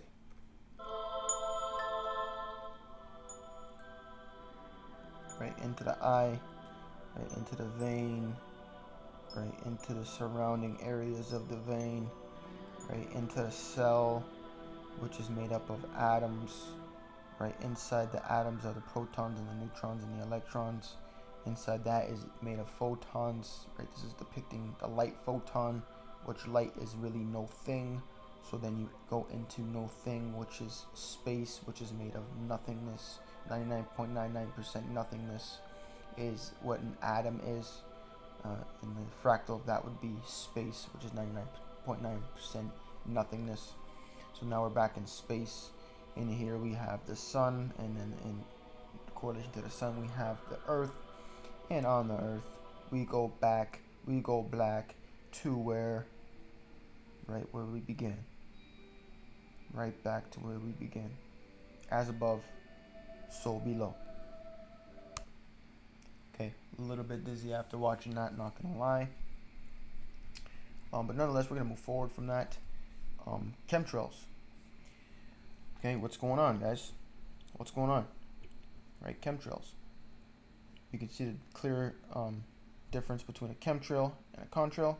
The contrail is, vapor that is being extended out behind the airplane in comparison to a chemtrail, which extends for miles and lasts in the air for hours. Right in here you can see what a chemtrail or multiple chemtrails look like. And here you can see it again. And I believe that the main purpose for chemtrails are for blocking the sun from increasing atmospheric temperatures on Earth, along with other test projects. Right? It's to block something in the sky, right, from heating up the Earth, because we know the Earth's heating up, and it's probably due to solar radiation, aka UVB, and all the other electromagnetic frequencies. Okay, anesthetics. An anesthetic is a drug used to induce anesthesia. In other words, to result in temporary loss of sensation or awareness by blocking nerves, right? I do believe that they're also putting anesthetics in these chemical formulas that they're using to spray, cities with, in the air with their planes. Okay. So here are the intravenous agents, which means they are injected. You can read all the different types of anesthetics. Here we have muscle relaxants, which are similar to anesthetics, but here are the names of the muscle relaxants, and here we have inhaled agents, which is probably being used in the chemical compounds. Okay. And most of these names, they really look like ingredients that are used in most of the processed food that people eat these days. But nonetheless, moving forward, another thing that could be in the chemtrails is nanotechnology, aka smart dust. Smart dust is a system of many tiny micro electromechanical systems, such as sensors, robots, or other devices that can detect, for example, light, temperature, vibration, magnetism, or chemicals. Okay, and you can see here in this depiction here, the size of these nanoparticles, aka smart dust. They are very small. And here's another depiction of it. It's a larger version, but it still is extremely small. And this is, essentially, when you talk about ID 2020, this is essentially what we're talking about, right? The forming of machine and man with the microchip, right? So all you guys that are tripping about getting the microchip, wait till you see it on the next slide. But nonetheless, you probably have one of these, in your skin, right? But moving forward, Morgellons disease. Morgellons disease is a rare disorder characterized by the presence of fibers underneath, embedded in, and erupting from unbroken skin or slow healing sores. Some people with the condition also experience a sensation of crawling, biting, and stinging on and in their skin. So you can see here that it starts out as a small, hair fiber, and then also over here you can see that it's very, very small hair fibers that it begins as. This is literally probably a blackhead or something like that. But you can see these hairs are very small and easily can be put into the chemtrail chemical compounds. And here again you can see it's embedded into the skin. It's literally in the skin. And here it starts to evolve and turns into this, weird alienated looking thing. But nonetheless, you can see this is the end result of these Morgellons. Okay, and they also have a similar structure to a neuron cell or a sperm cell or the brain and the spine, right? So this is a neuro parasite, I would say. It affects the neuro and the nervous system. Okay, guys, so they can easily be just dropping these hair follicles, from the sky. You know what I mean? But the Matrix actually depicts this disease, Morgellons disease. Okay, I'll show you guys the depiction. It's a quick clip from the Matrix. Try and relax. Many of you probably already know what's about to happen. Come on. Come on. It's on the move. Something's inside him. You can see right here, it's the exact same thing I just showed you. Right there. Clear.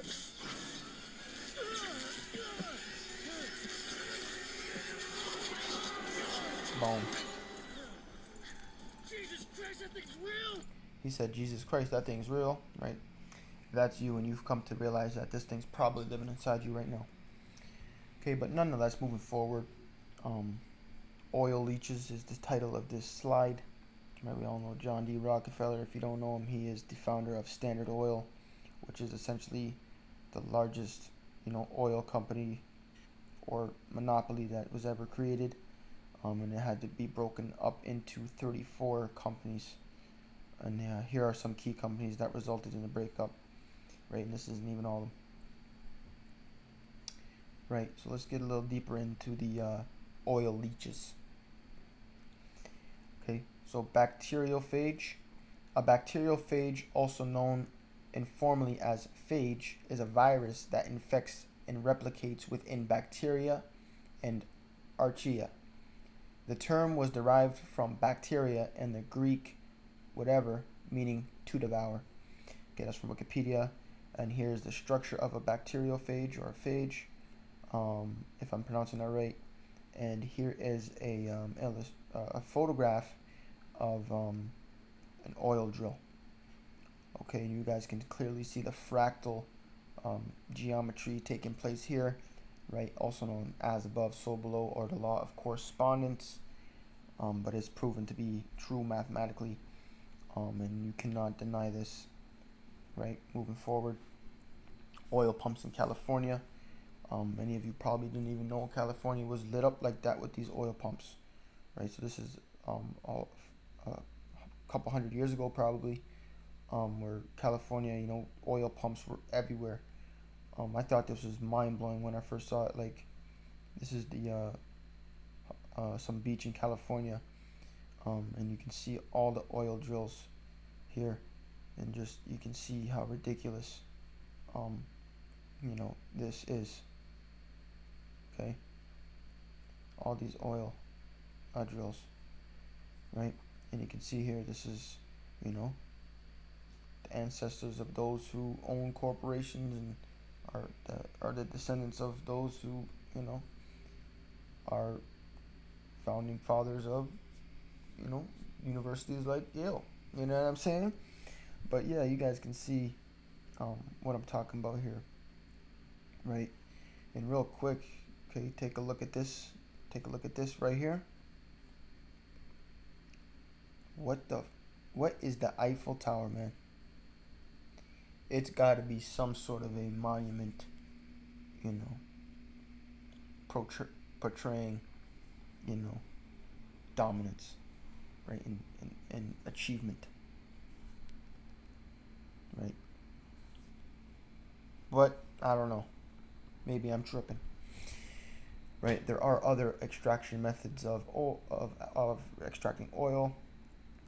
They have the oil sands and refinery, right, where there's oil in the sand, and they go and they put it in these trucks, right, these massive trucks, and they bring it to the refinery and they refine it and get the oil from the sand.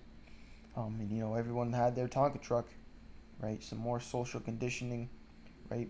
Just the perpetuation of ignorance, right there, right? Everyone had their Tonka truck, right? Oil jack pumps, right? Obviously, are commonly used today.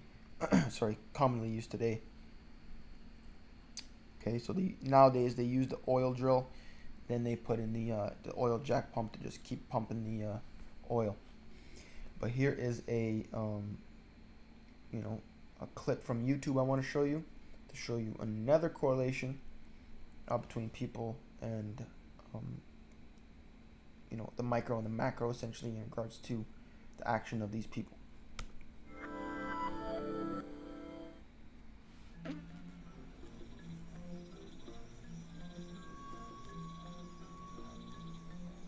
This is the deadliest animal in the world.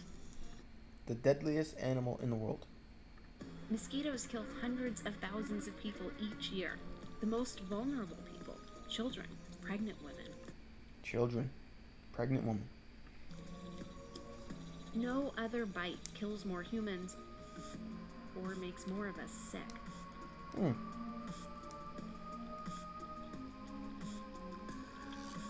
Right, insectoid nature. So what makes a mosquito's bite so effective? For starters, they're motivated. Only females bite us. They need blood to make eggs. And a pool of water for their babies to hatch in. Right, if you guys remember the Morgellons disease, right, what the entity looked like, right, it's the same thing. Even a piece of trash can hold enough. Right, the insect from the Matrix. Same thing. At first glance, it looks simple, this mosquito digging her proboscis into us. But the tools she's using here are sophisticated. Right, the oil First, refineries. the protective sheath retracts. See it bending back? Right, guys, all I was trying to show you was the nature of the mosquito and how it's a blood-sucking parasite, essentially. Okay. And the correlation between the mosquito and the oil industry, right? How it's kind of sucking the blood out of the earth, which oil is not the blood of the earth. It's actually something a little more significant, I would say.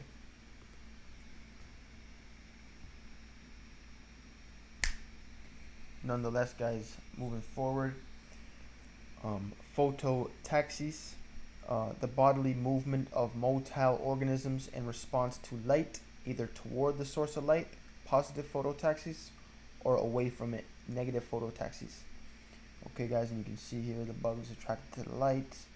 And again, the bugs attracted to the light. And again, the bugs attracted to the light. No offense. Okay, guys. So, do mosquitoes like the light?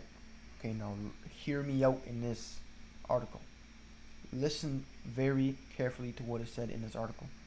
Okay, it's from the peststrategies.com. Okay, listen up. At daytime, mosquitoes usually scurry away from direct exposure to sunlight because they will dehydrate easily and die. However, this does not mean they avoid all types of light. In fact, mosquitoes are like most nighttime bugs. They use the light to help them navigate through places. But bugs and mosquitoes don't see light the way humans do. The light from the moon and stars are so far away that bugs and mosquitoes are able to maintain a healthy angle with respect to these natural forces of light until they are able to arrive to their destination.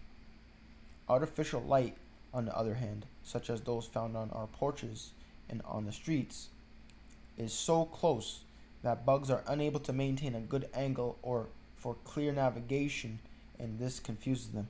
Put it simply, mosquitoes aren't really attracted to light, but they are just trying to find the logical sense of their environment through it.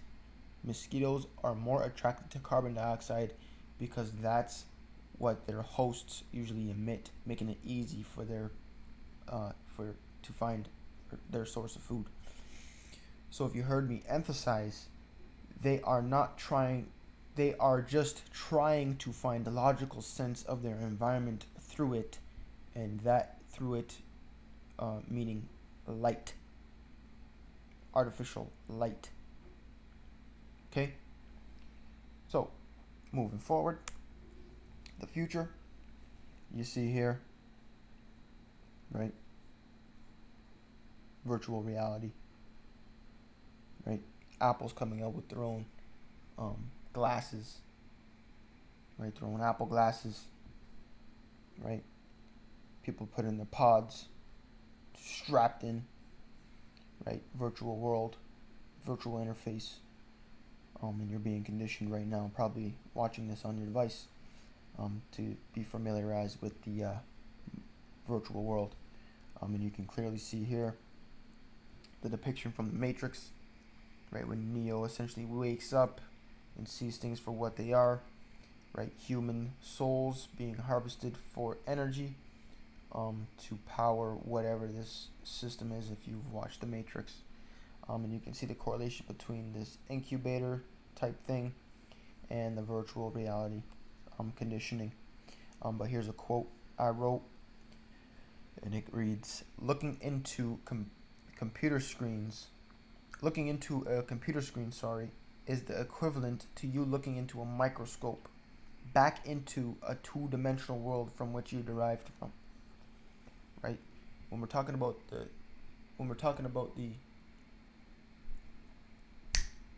right, so when we're talking about the screens, we're talking about pixels, right? We're talking about the microscopic dimension, right? The observation of the microscopic dimension, which is the equivalent to, cells from which you came from, right? Because you look at cells through a telescope, you look into the micro. Okay, so if you say that virtual reality is in fact, the next step into the future, that's actually false, because you're actually going backwards into a two-dimensional reality, and instead of a fourth or fifth dimensional reality, which needs to occur internally, right? You're going externally, seeking external light, as if you were some sort of a mosquito finding logic through in its environment through the observation of light. Right, guys? But moving forward, Neuralink, right? For those who don't know what Neuralink is, it's an American neurotechnology company founded by Elon Musk and others, developing implantable brain-machine interfaces. Okay. They have 90 employees, 90 extremely focused people working at Neuralink. Right, and here are just a quick couple of images. Wires connected to a brain. Right, they've been doing this. The Neuralink presentation. Right, they're connecting wires to a neuron cell in this presentation. Right, and we also have a video game depiction from Assassin's Creed Origins, where the character in the game is in fact encased in this thing called an animus. It's called. Essentially, she is biologically connected to this machine, and she's able to time travel through the genetic code of herself and the environment she's in. Okay, or he is in, whatever. Okay, but nonetheless, this is public information, right? We could only imagine what kind of systems they really got, right? Look at Google Earth, for instance.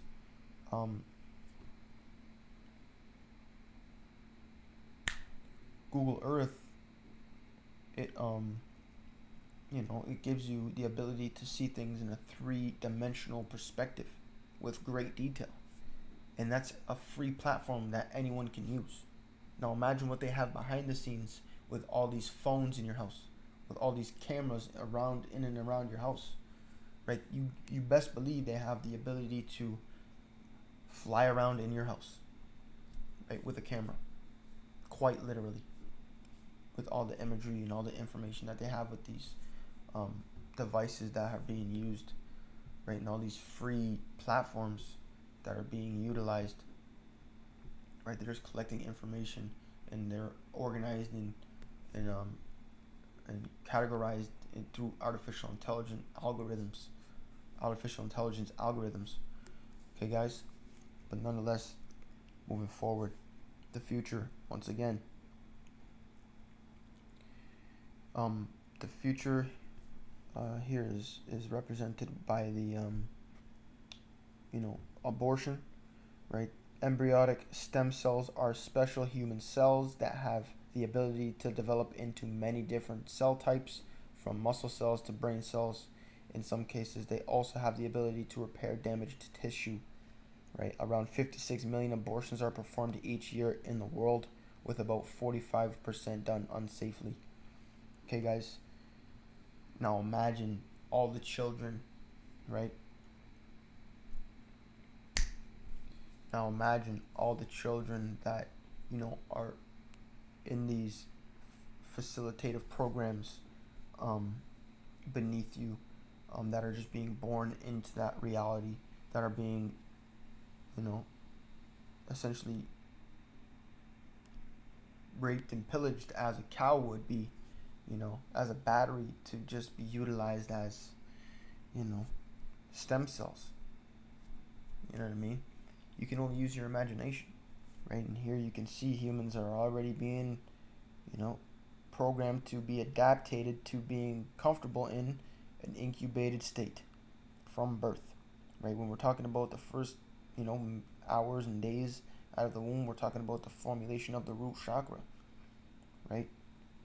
But nonetheless, guys, moving forward, right? Cancer, we are literally a cancer on earth in the way we're living, right? Humans have 5 vital organs that are essential for survival. These are the brain, the heart, the kidneys, the liver, and the lungs. The human brain is the body's control center, receiving and sending signals to other organs through nervous system, and through secreted hormones, right? So we have 5 vital organs, not 5, organs in total, but 5 vital ones for survival, not to thrive, right? You're not going to thrive without a stomach, but you're going to be able to survive, right? Nonetheless, the correlation between us and the earth, there's 1, 2, 3, 4, 5 major continents without the illusion of borders. You see what I'm saying? Europe, and obviously we have Antarctica and a couple islands here and there.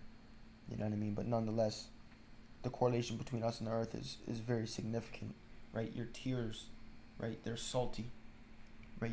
You're made up of damn near 71% water, just as the Earth is. You see what I'm saying? You have an electromagnetic field. You are born on the Earth, right? You cannot be separate of your environment. You see what I'm saying? You can't be separate from where you come from, right? You're an Earthling. You see what I'm saying? Well, most of us are, right? You can see the cruise ship, right? It too is a form of a cancer cell, right? It just rides around the ocean, call it doing nothing. You know what I mean? Just dumping its shit all over the place, quite literally. And you can see that it's kind of the same thing as a cancerous tumor, right? A white, pale, entity, essentially, right? Or an organism, right? Comprised of organisms. You know what I mean? And you can see cities to have that gray, white kind of, look to them, as if they were some sort of a tumor, on the organs of the earth. You can see here, suffocating, right? Just surrounded by tumorous material. And also the depiction of the microchip in the city. Okay, guys, so the way we be living on this earth, New York City is a great analogy to use, when we're talking about cities, being tumors essentially to the earth, and its organs being the continents. Okay, and I'll just show you this quick depiction of cancer spreading as if it were a city.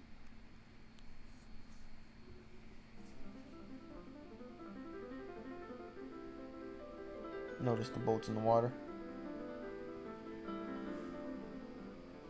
Right, just spreading like a plague. Notice the tumor-like color to it. Right, pale gray, lifeless.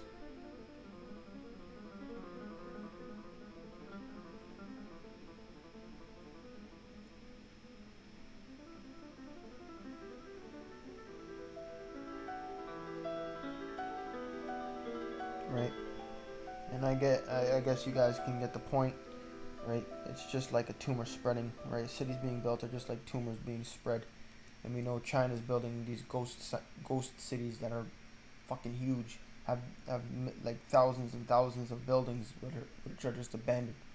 Like, what's the point of doing that? Look into that. But nonetheless, guys, we got the great culprit, right? Hollywood depicts cows being abducted all the time. Right, here it is again by the the alien. But nonetheless, this is what you could visualize in your head when we're talking about lunarians, right? Inhabitants of the moon, which we spoke of in the beginning of this presentation. Right, this is the people. Right, this is a an analogy or a illustration that you can use to describe the consciousness in which these elite operate in. Right, this is the kind of conscious state that they operate in, and you can see it. They're just lifeless, parasitic, insectoid, right, like a mosquito, attracted to the light, right, thinking that the light is some sort of a way to find logic through its reality. And you notice that it also has no reproductive organs, right? What's happening with the reproductive organs of our people, right? The birth control, abortion. You know what I mean? This is just a perfect example of the consciousness of which humanity is controlled by, right? Inhabitants of the moon, the Lunarians or the Aryans, Indo-Europeans, right? You see here, right? Just, whatever. Okay, guys. Moving on. Father Time. Right, we're getting to the science soon. Okay, guys. We're getting to the science soon. Okay. Kronos, Saturn, was a god in ancient Rome religion and a character in Roman mythology. He was described as a god of generation, disillusion, plenty, wealth, agriculture, periodic renewal, and liberation. Saturn's mythological reign was depicted as a golden age of plenty and peace. Okay, guys, and this is where you get the depiction of human harvesting, right? Cannibalism, pedophilia. You know, this is where it comes from. Father Time, Kronos, also known as Saturn, right? Saturn, in fact, has 82 or 86 moons, right? So that you can only imagine, right, where this whole Lunarian consciousness comes from, right? Saturn, Father Time, right? This is essentially, you know, the Father in heaven that you speak of. You know what I mean? This is the God, I would say, that most of you are praying to at night and in the morning, right? And I encourage you to look up David Icke, the Saturn Moon Matrix. It gives a lot of insight as well to this subject, right? But you can see Saturn's rings. Saturn is known as a fallen angel, right? Saturn, you get Satan, right? This is essentially, you know, the God that they speak of. In God we trust, dear Heavenly Father. You see what I'm saying, guys? So, you know, watch what you're doing. You know what I mean? Pay attention. The devil's in the details. You see what I'm saying? Who do you support? Who do you support? This is the building in Ottawa, the capital of Canada, right? Obviously having the clock tower. Where else do you find a clock tower? London, right? What do you see here? Audemars Piguet and the Rolex. Very sought after timepieces, right? From time you get age. From age you get oxidation. And that's the death, right? The opposite of immortal, which would be mortal. You see what I'm saying, right?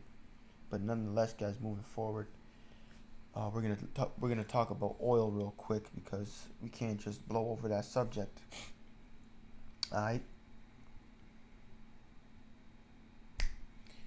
So, polymorphic nature. Okay, guys, we're coming to the end of the presentation. Just stay with me. I know it's been a long time, but just stay with me. Okay, the polymorphic nature of oil. Okay, what can you do with oil? With 1 barrel of oil.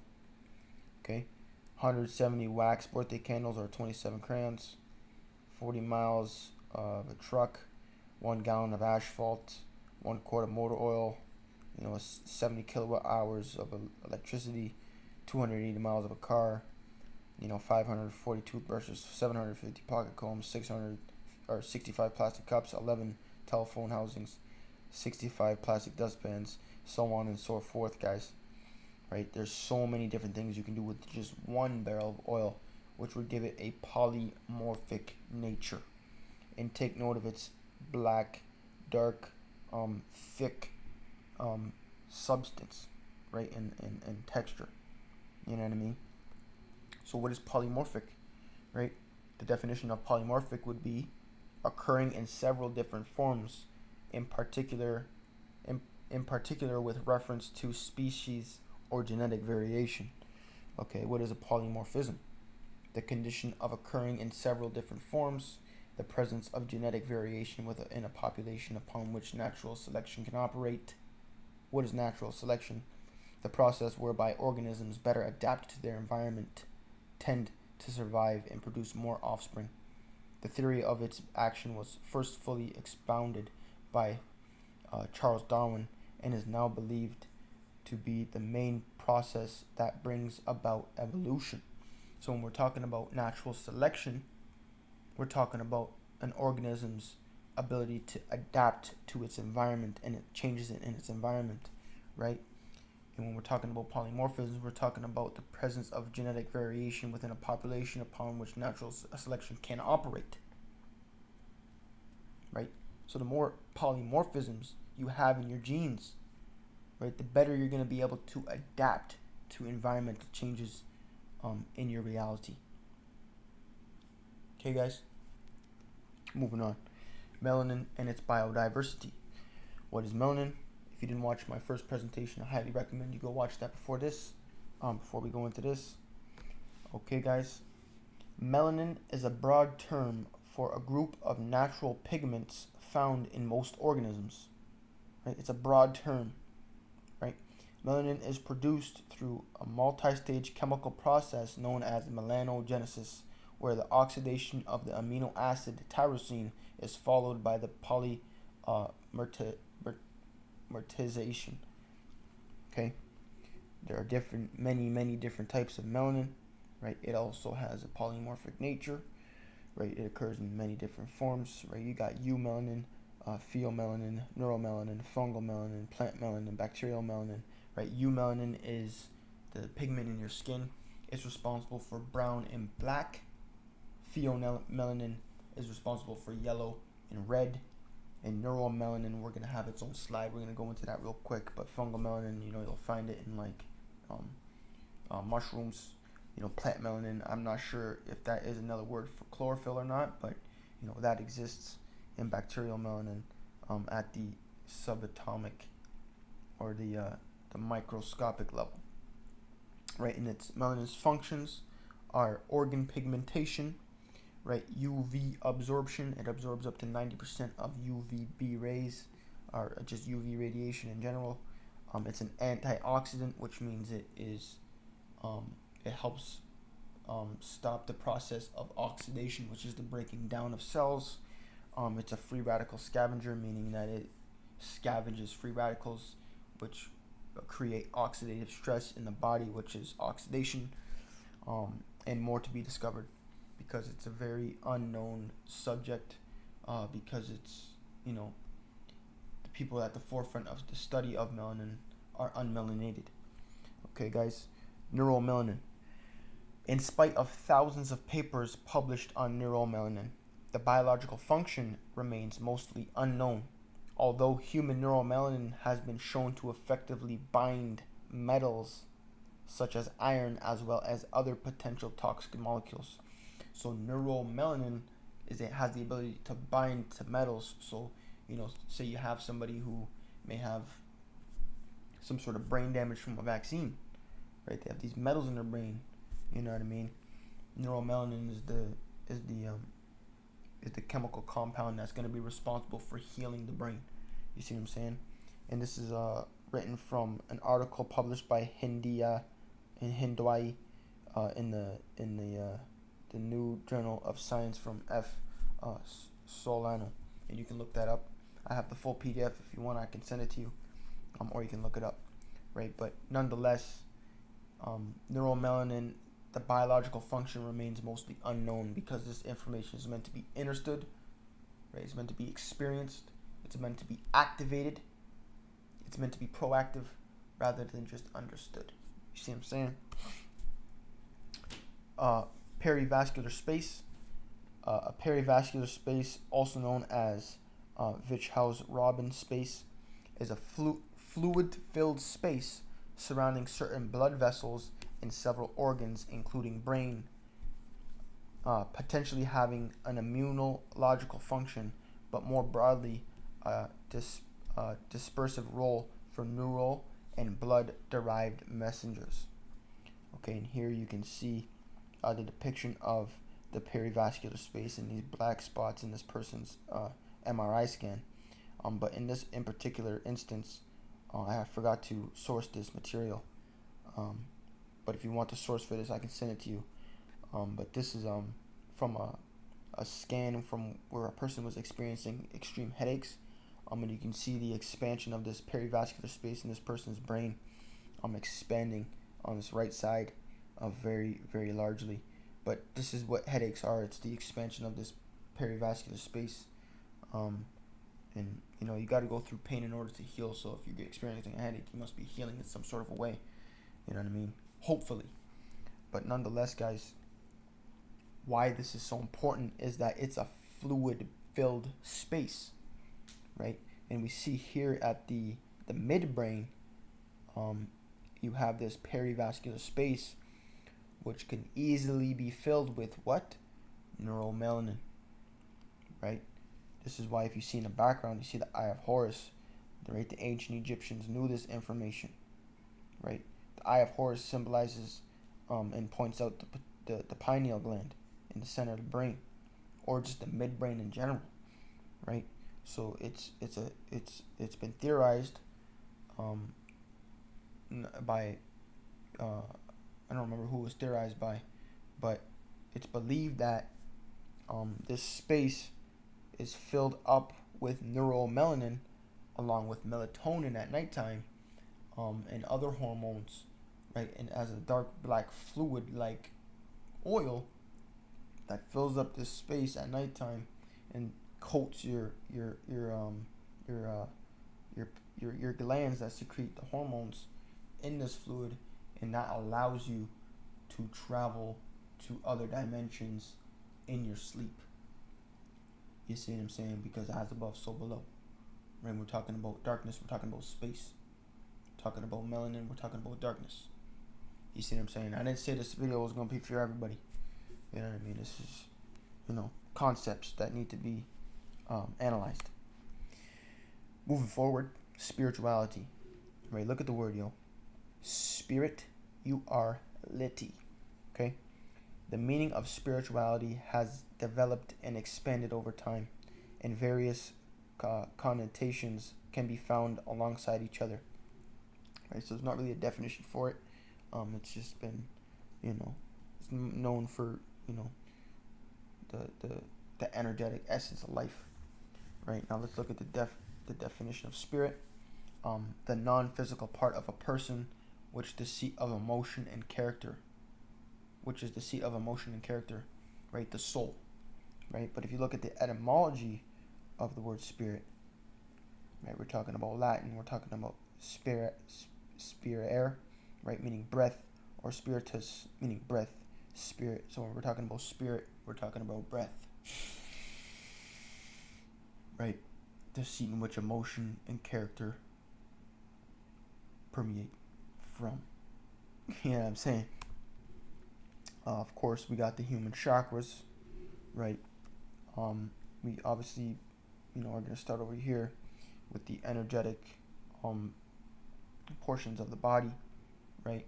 The chakras, the 7 or 13 chakras, right? The energetic orbs that channel through your whole body. But these are also going to be able to be found on a scientific level. Not that spirituality is not scientific; it very much is, but it's just a combination between spirituality and science is where we're gonna really find unification, and we're really gonna make progress. So it's good to look at both sides of the spectrum, and we know that through Ma'at. Okay, guys. So we're looking at the root chakra, the testes and the ovaries, sacral, pancreas, solar plexus, adrenal cortex, heart, thalamus, which is attached to the heart, 5 thyroid, 6 pituitary gland. I said the first eye, but it's really known as the third eye, but it's also the first eye, and the crown, of course, the pineal gland. But you can exchange these two. You know what I mean? Who really knows?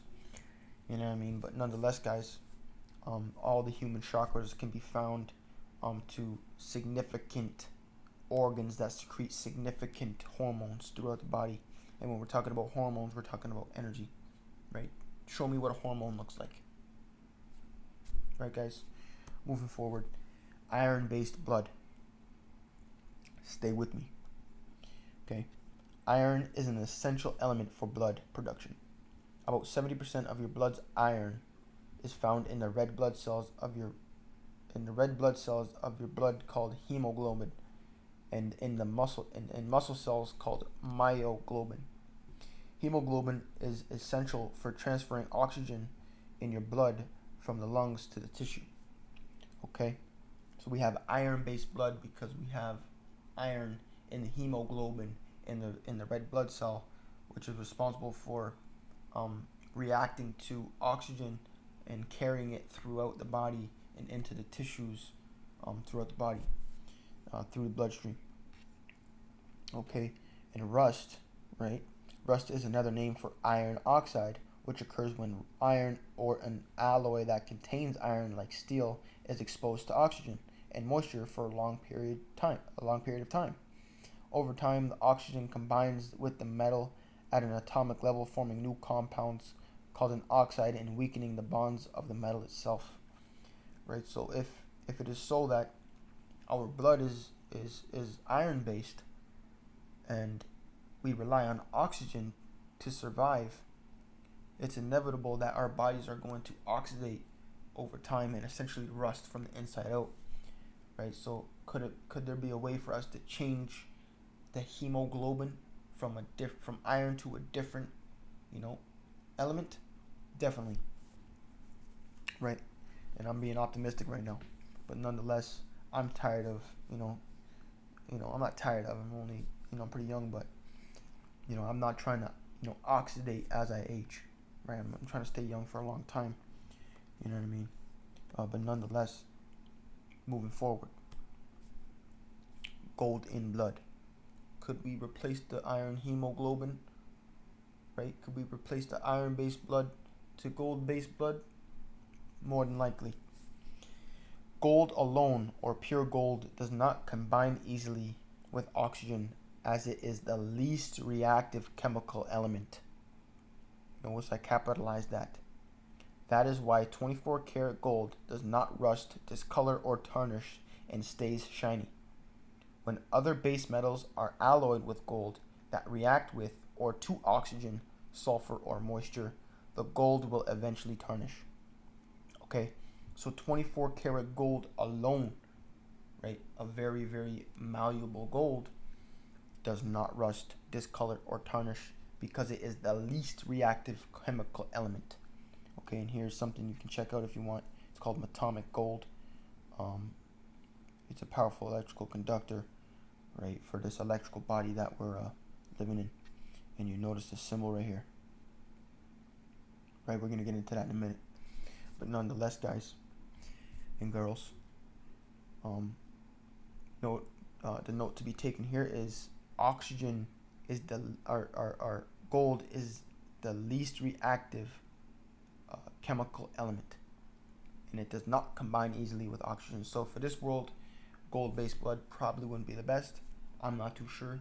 I don't have gold-based blood yet, but I'm sure in the future I will. Okay, what is the opposite of reactive? Proactive. Okay, of a person, policy, or action creating or controlling a situation by causing something to happen rather than responding to it after it has happened. So if I were to have gold-based blood, that would mean that I would be in more of a proactive state, because gold is in fact the least reactive chemical element. Therefore, it is the most proactive chemical element. Right, guys? And who's to say we need oxygen? Right? We'll get into that. Alchemy. The medieval forerunner for chemistry, based on the supposed transformation of matter. It was concerned particularly with attempts to convert base metals into gold or to find a universal elixir, whatever that means. But nonetheless, guys, the ancestors were definitely hip to this knowledge. Gold was not an issue for them. You know what I mean? They were buried in gold, and you can see behind there, gold all over the place, dripped right the fuck down, right? And you can see here's a depiction of what an average Joe would look like, walking down the street, just dripped all over. You know what I mean? Just golden, inside and out. Right, moving forward, where is the gold? Right? The United States Bullion Depository, also known as Fort Knox. Right? Tell me that don't look like a prison. Right? Why are these people being locked up in something that looks just like the Fort Knox, where the gold locked up? Right? Fractal geometry, as above, so below, is the same thing. It's one and the same. Right? You're all supposed to be together. The golden people. What? But nonetheless, guys, you can see these people have large amounts of gold, right? Gold reserves, right? Just ridiculous amounts, right? Tons and tons. And you can see the devil herself looking at the gold. But you can see here, this is how many tons each country has. The United States being 8,133 tons of gold. Germany, number 2, 3,300. The International Monetary Fund, which is in the United States, 2,800. Italy, France, Russia, China, thousands of tons. You know what I mean? And, you know, shout out to 2 Chainz. You know what I mean? Rocking the gold. Shout out to all rappers rocking the gold. Right? Nonetheless, guys, gold is apparently sacred when it comes to ancient ancestors. So this is what this is all leading up to. Okay? The star tetrahedron. The star tetrahedron is a 24 karat gold plated sacred geometric metratronic form used for meditation, healing, and attuning to the soul. Where the platonic solids represent the consciousness of the personality, the metatronic forms represent the soul and the monad. Okay, but all you really need to take away from that is it's 24 karat gold, and it is used for meditation, healing, and attuning to the soul. Right? You have an orientation of a star tetrahedron, and you know, it's apparent in the human physique. Merkaba, which I had just slipped out earlier. Right, the Merkaba light ship. Right, Merkaba, also spelled Merkaba, is the divine light vehicle allegedly used by ascendant masters to connect with and reach those in tune with the higher realms. Right, break the word down. Mer means light, Ka means spirit, Ba means body. Light, spirit, body. Light, spirit, body. Consciousness, essence, physical. 369 or 369, right? Neuromelanin, phenomelanin, neuromelanin, 369, right? We're gonna get into that, but nonetheless, guys, this is a depiction of, you know, what the Merkaba light ship is. You know what I mean? And it's allegedly used by ascended masters, right, to ascend. You know what I mean? And remember, it's 24 karat gold, so you know it has something to do with gold. You know what I mean? And here's a funny depiction of, you know, what it could look like, what you could look like. And is that real? Probably not, but nonetheless, that's dope. You know, that's what I can see myself doing in the future. You know, when I start to get into these sciences and start connecting science and spirituality. You know what I mean? Because you can't do this without,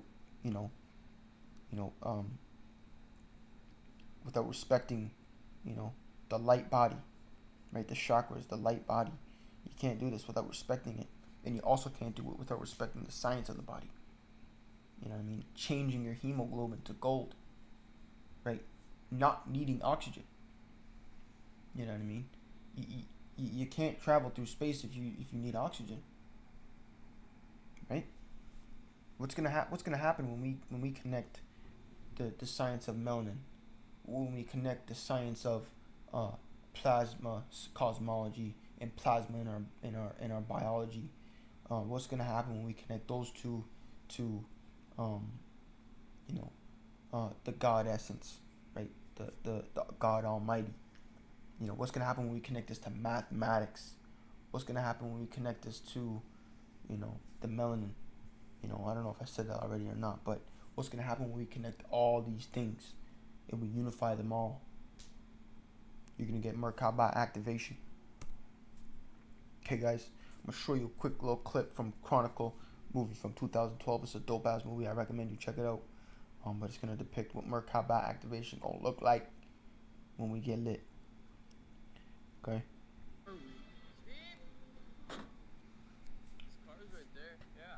Steve, where you at? Steve! Look up. Hello, boys. What? What is up? No. Michael B. Jordan. Wait, guys, wait. Check me out. Wait, hear me out. You're lying. Wait. No way. Hear me out. No way. Hear me out. What are you doing? It's much easier than it looks. I swear. It's Much easier than it looks? Much easier than it looks. Oh my God, dude. Just make sure you catch yourself and don't try. Right, he fails a couple times. Let me concentrate. Okay. Hold He on. focuses his mind. Is that your focus face? Right. Oh my God. Gets right with it. And finally lifts off. Bullshit. I'm up. Are you kidding me? Holy crap. Right. This is what we're going to be doing. Right, this is definitely a spiritual war. Meaning it's a biological war. Right, guys? Right, it's the star tetrahedrons, the light workers, right? Versus the, you know, the people who think they can play God. Right? You can see here, if you only knew the magnificence, I can't pronounce words right now, I'm tired. Magnificence, I'm pronouncing that so wrong, of 3, 6, and 9, then you would have the key, you would have a key to the universe, Nikola Tesla. Right? And I'll play you this GIF. And you can see here, I'm not sure what this is called, but I'm going to have to go ahead and call it the clock of God. And nothing is outside of this clock of God. Okay? And I'll explain something real quick. As you see the orientation of the infinity symbol and the pyramid, and in different colors. Okay, so you can see, I'm going to explain this real quick for those who don't know. 1 plus 1 is 2, 2 plus 2 is 4, 4 plus 4 is 8, 8 plus 8 is 16, which is 1 plus 6, which is 7, 7 plus 7 is 14, which is 1 plus 5, which is 5, 5 plus 5 is 10, which is 1 plus 0, which is 1, and so on and so forth, and it just continues like that.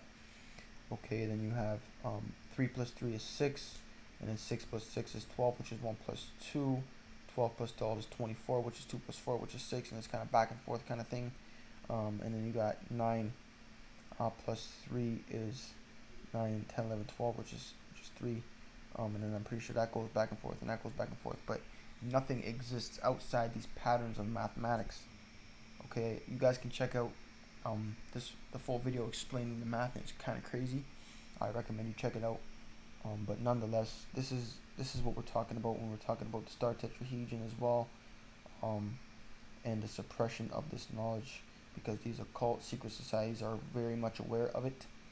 And you can see in their logo, it is depicted. Right,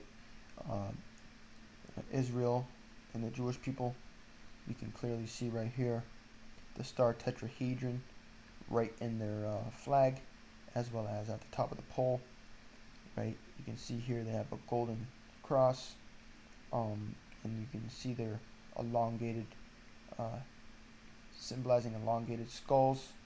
Right, very alien, parasitic looking ass nigga, pardon my language, but nonetheless, you know, these are the people partaking in these activities on the ground, and they definitely know something, and are definitely hiding something within the Vatican, I believe, in regards to this information of the Merkaba lightship and others in other subjects. Okay, guys, getting near the end, right, which is the beginning, the return of the Christ. Right, what is the return of the Christ? Right, the return of the Christ is already here. Okay, it's already arrived, right? Because for anyone who knows about the Bible, Jesus says in the Bible, I think it's Jesus who says it. I don't know who says it, but it says right in the Bible, the kingdom of God is within you, ye are gods, right? It depicts that we are in fact, you know, gods or demigods on this earth, right? And the return of the Christ has already came. It came in 2012 essentially, when the age of Aquarius began, and it's kind of the same thing, I would say. But I'm going to show you guys some depictions of what the return of the Christ could be. Let's move forward. It's believed that I think it's 80 to 95% of all star systems in the universe, not the universe, maybe our galaxy, or not our galaxy, our um yeah, our galaxy, our binary star systems, and this is depicted in Star Wars multiple times, as is the dark and light energy. Star Wars has a lot of depictions in it that you need to look for. But nonetheless, you can see the double sunset, which was supposedly an accident, a camera accident, but it's clearly a real thing. There's two suns. Here it is depicted again, and the rise of Skywalker, or the return of the Christ, right? The end of an old way, right? The rise of the new Skywalker, which is the female, right? Which we're talking about Ma. When we're talking about Ma, we're talking about magnetism. We're talking about mother. You see what I'm saying? We're talking about electromagnetism. We're talking about balance between electricity and magnetism, right? We've been subjected to this electro way of living, right? This positive way of living, this patriotic way of living, right? And the return of the Christ, I feel as though, is gonna be either, that something happens with the black hole sun in the center of the earth, or some sort of a, binary star comes, and returns, right, bringing balance to the universe, or not to the universe, but to our existence here on Earth, being as though 80 to 95% of star systems in our galaxy are in fact binary. And you can clearly see here there's two suns, but that's just all speculation. Who really knows? And I'm gonna quickly show you this clip of something called Beetlejuice. And I'm just gonna show you real quick. I'm not gonna watch the whole thing.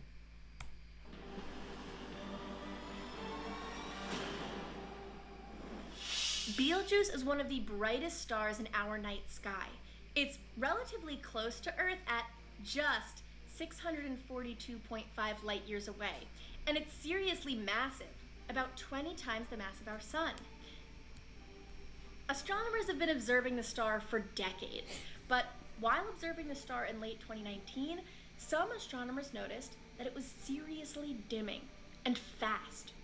Now, every star will one day die in a fiery explosion known as a supernova, and being approximately 8.5 million years old, some astronomers thought that Betelgeuse, a star with a life expectancy of about 9 million years, might just be dimming in preparation for its demise. However, in speaking with scientists and astronomers about the star's strange behavior, it seems as though it's likely that Betelgeuse isn't preparing for its fiery end. It could just be going through an especially dim period.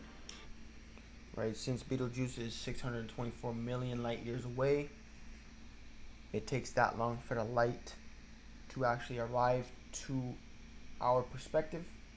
So if it were so that this star has been dimming and it's expected to experience its supernova and essentially death, it could be that it has already occurred, and we're just waiting to receive the light codes from the star Betelgeuse, and waiting for the light to get to Earth to see the supernova occur, right? And that could definitely release a large amount of solar radiation, causing the Earth to heat up, right? And that was another thing I forgot to mention in the previous slide with the binary star system, right? It's potential that either the inner sun or the other sun in our binary star system, if we are in one, could be approaching, and that's causing the Earth to heat up. Sorry. But nonetheless, here's another depiction of the return of the Christ. It's known as Nibiru, the Nibiru cataclysm. It is a supposed disastrous encounter between the Earth and a large planetary object that certain groups believe would take place in the 21st century. Believers of this doomsday event usually refer to this object as Nibiru or Planet X. So let's watch this quick clip.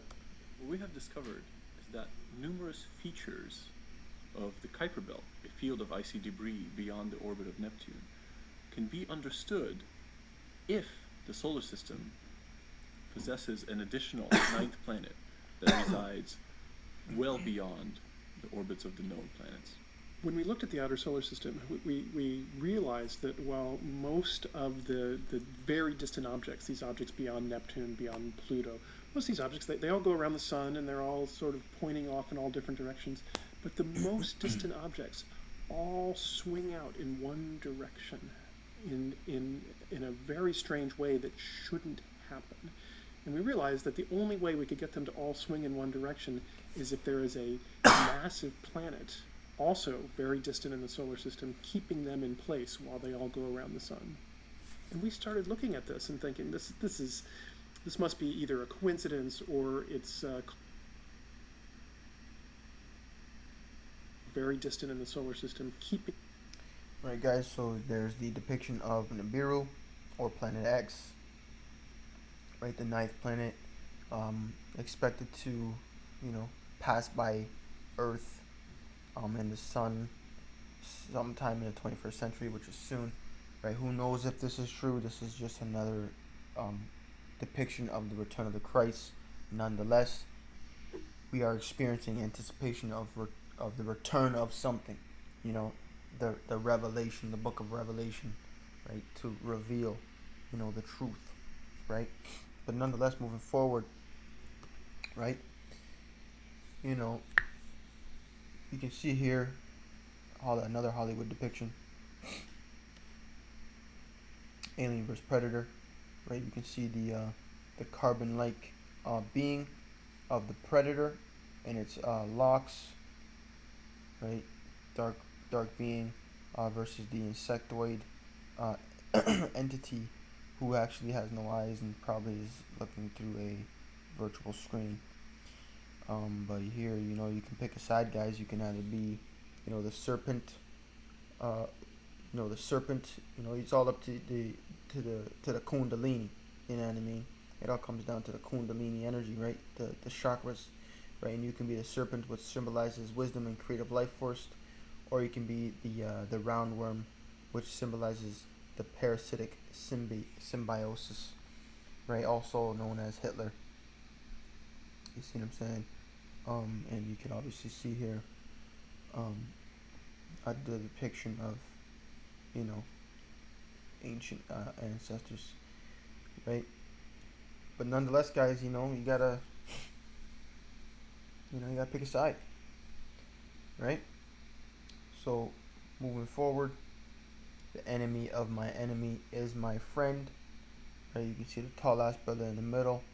Right? This is a depiction of what you can expect, supposedly to be returning to this world, if it were so that we get attacked by some alien, external,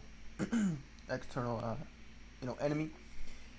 These are also known as the Anunnaki, and this is what you can expect to be riding out. But anyway, moving forward, you see here we got the pharaoh, and you see on the top of his head, you have the serpent once again, and the serpents in fact never blink. So the ancient Egyptians would create structures and what's the word I'm looking for? They would create monuments of themselves, essentially, right? Models of themselves, and position themselves in a way where they're opposite of what their enemy was depicted as, whatever it may be, right? Greeks and Romans, and that would symbolize that their eyes were always open and they're never sleeping and they're always focused and paying attention to their enemy, which I think is pretty dope. And of course, the serpent also symbolizes, fertility and wisdom and creative life force, right? But nonetheless, guys, when it comes down to it, you're gonna go into the inner earth. You're gonna go into the underworld, right? And you're gonna be judged by this motherfucker right here named Anubis or Anpu. Right, he's gonna weigh your heart, right, and if it's as light as a feather, then you're gonna be able to ascend into higher realms, right. But if it's it's heavier than the feather, which is an analogy for, you know, having regrets, having hatred, having despair, having, you know, any form of, you know, heavy emotion that's burdening the heart. Then it's not going to be as light as the feather, and you're not going to ascend into higher realms, right? But at the end of the day, this is just an analogy. You're going to judge yourself, people, right? Because you cannot lie to yourself. Okay, the enemy of my enemy is my friend. Okay, guys, I am very grateful and thankful for those who watched up and all the way until the end of this video, as we went through many different facets of information. I hope you're going to be able to retain all the information presented, and you are able to articulate it in your own words as well. But nonetheless, guys and girls, if you have anything you can add on to this information presented, if you think for a second I was incorrect, or I can correct something about what I said, I encourage you to reach out and inform me on where I was incorrect. And if you have anything to add, please let me know. We can definitely schedule something up. We can definitely sync up and, you know, build on and off the information presented here today. And I also encourage you to please share this with as many people as you possibly can, to get this information out and about and into the hands and into the minds of those who need it.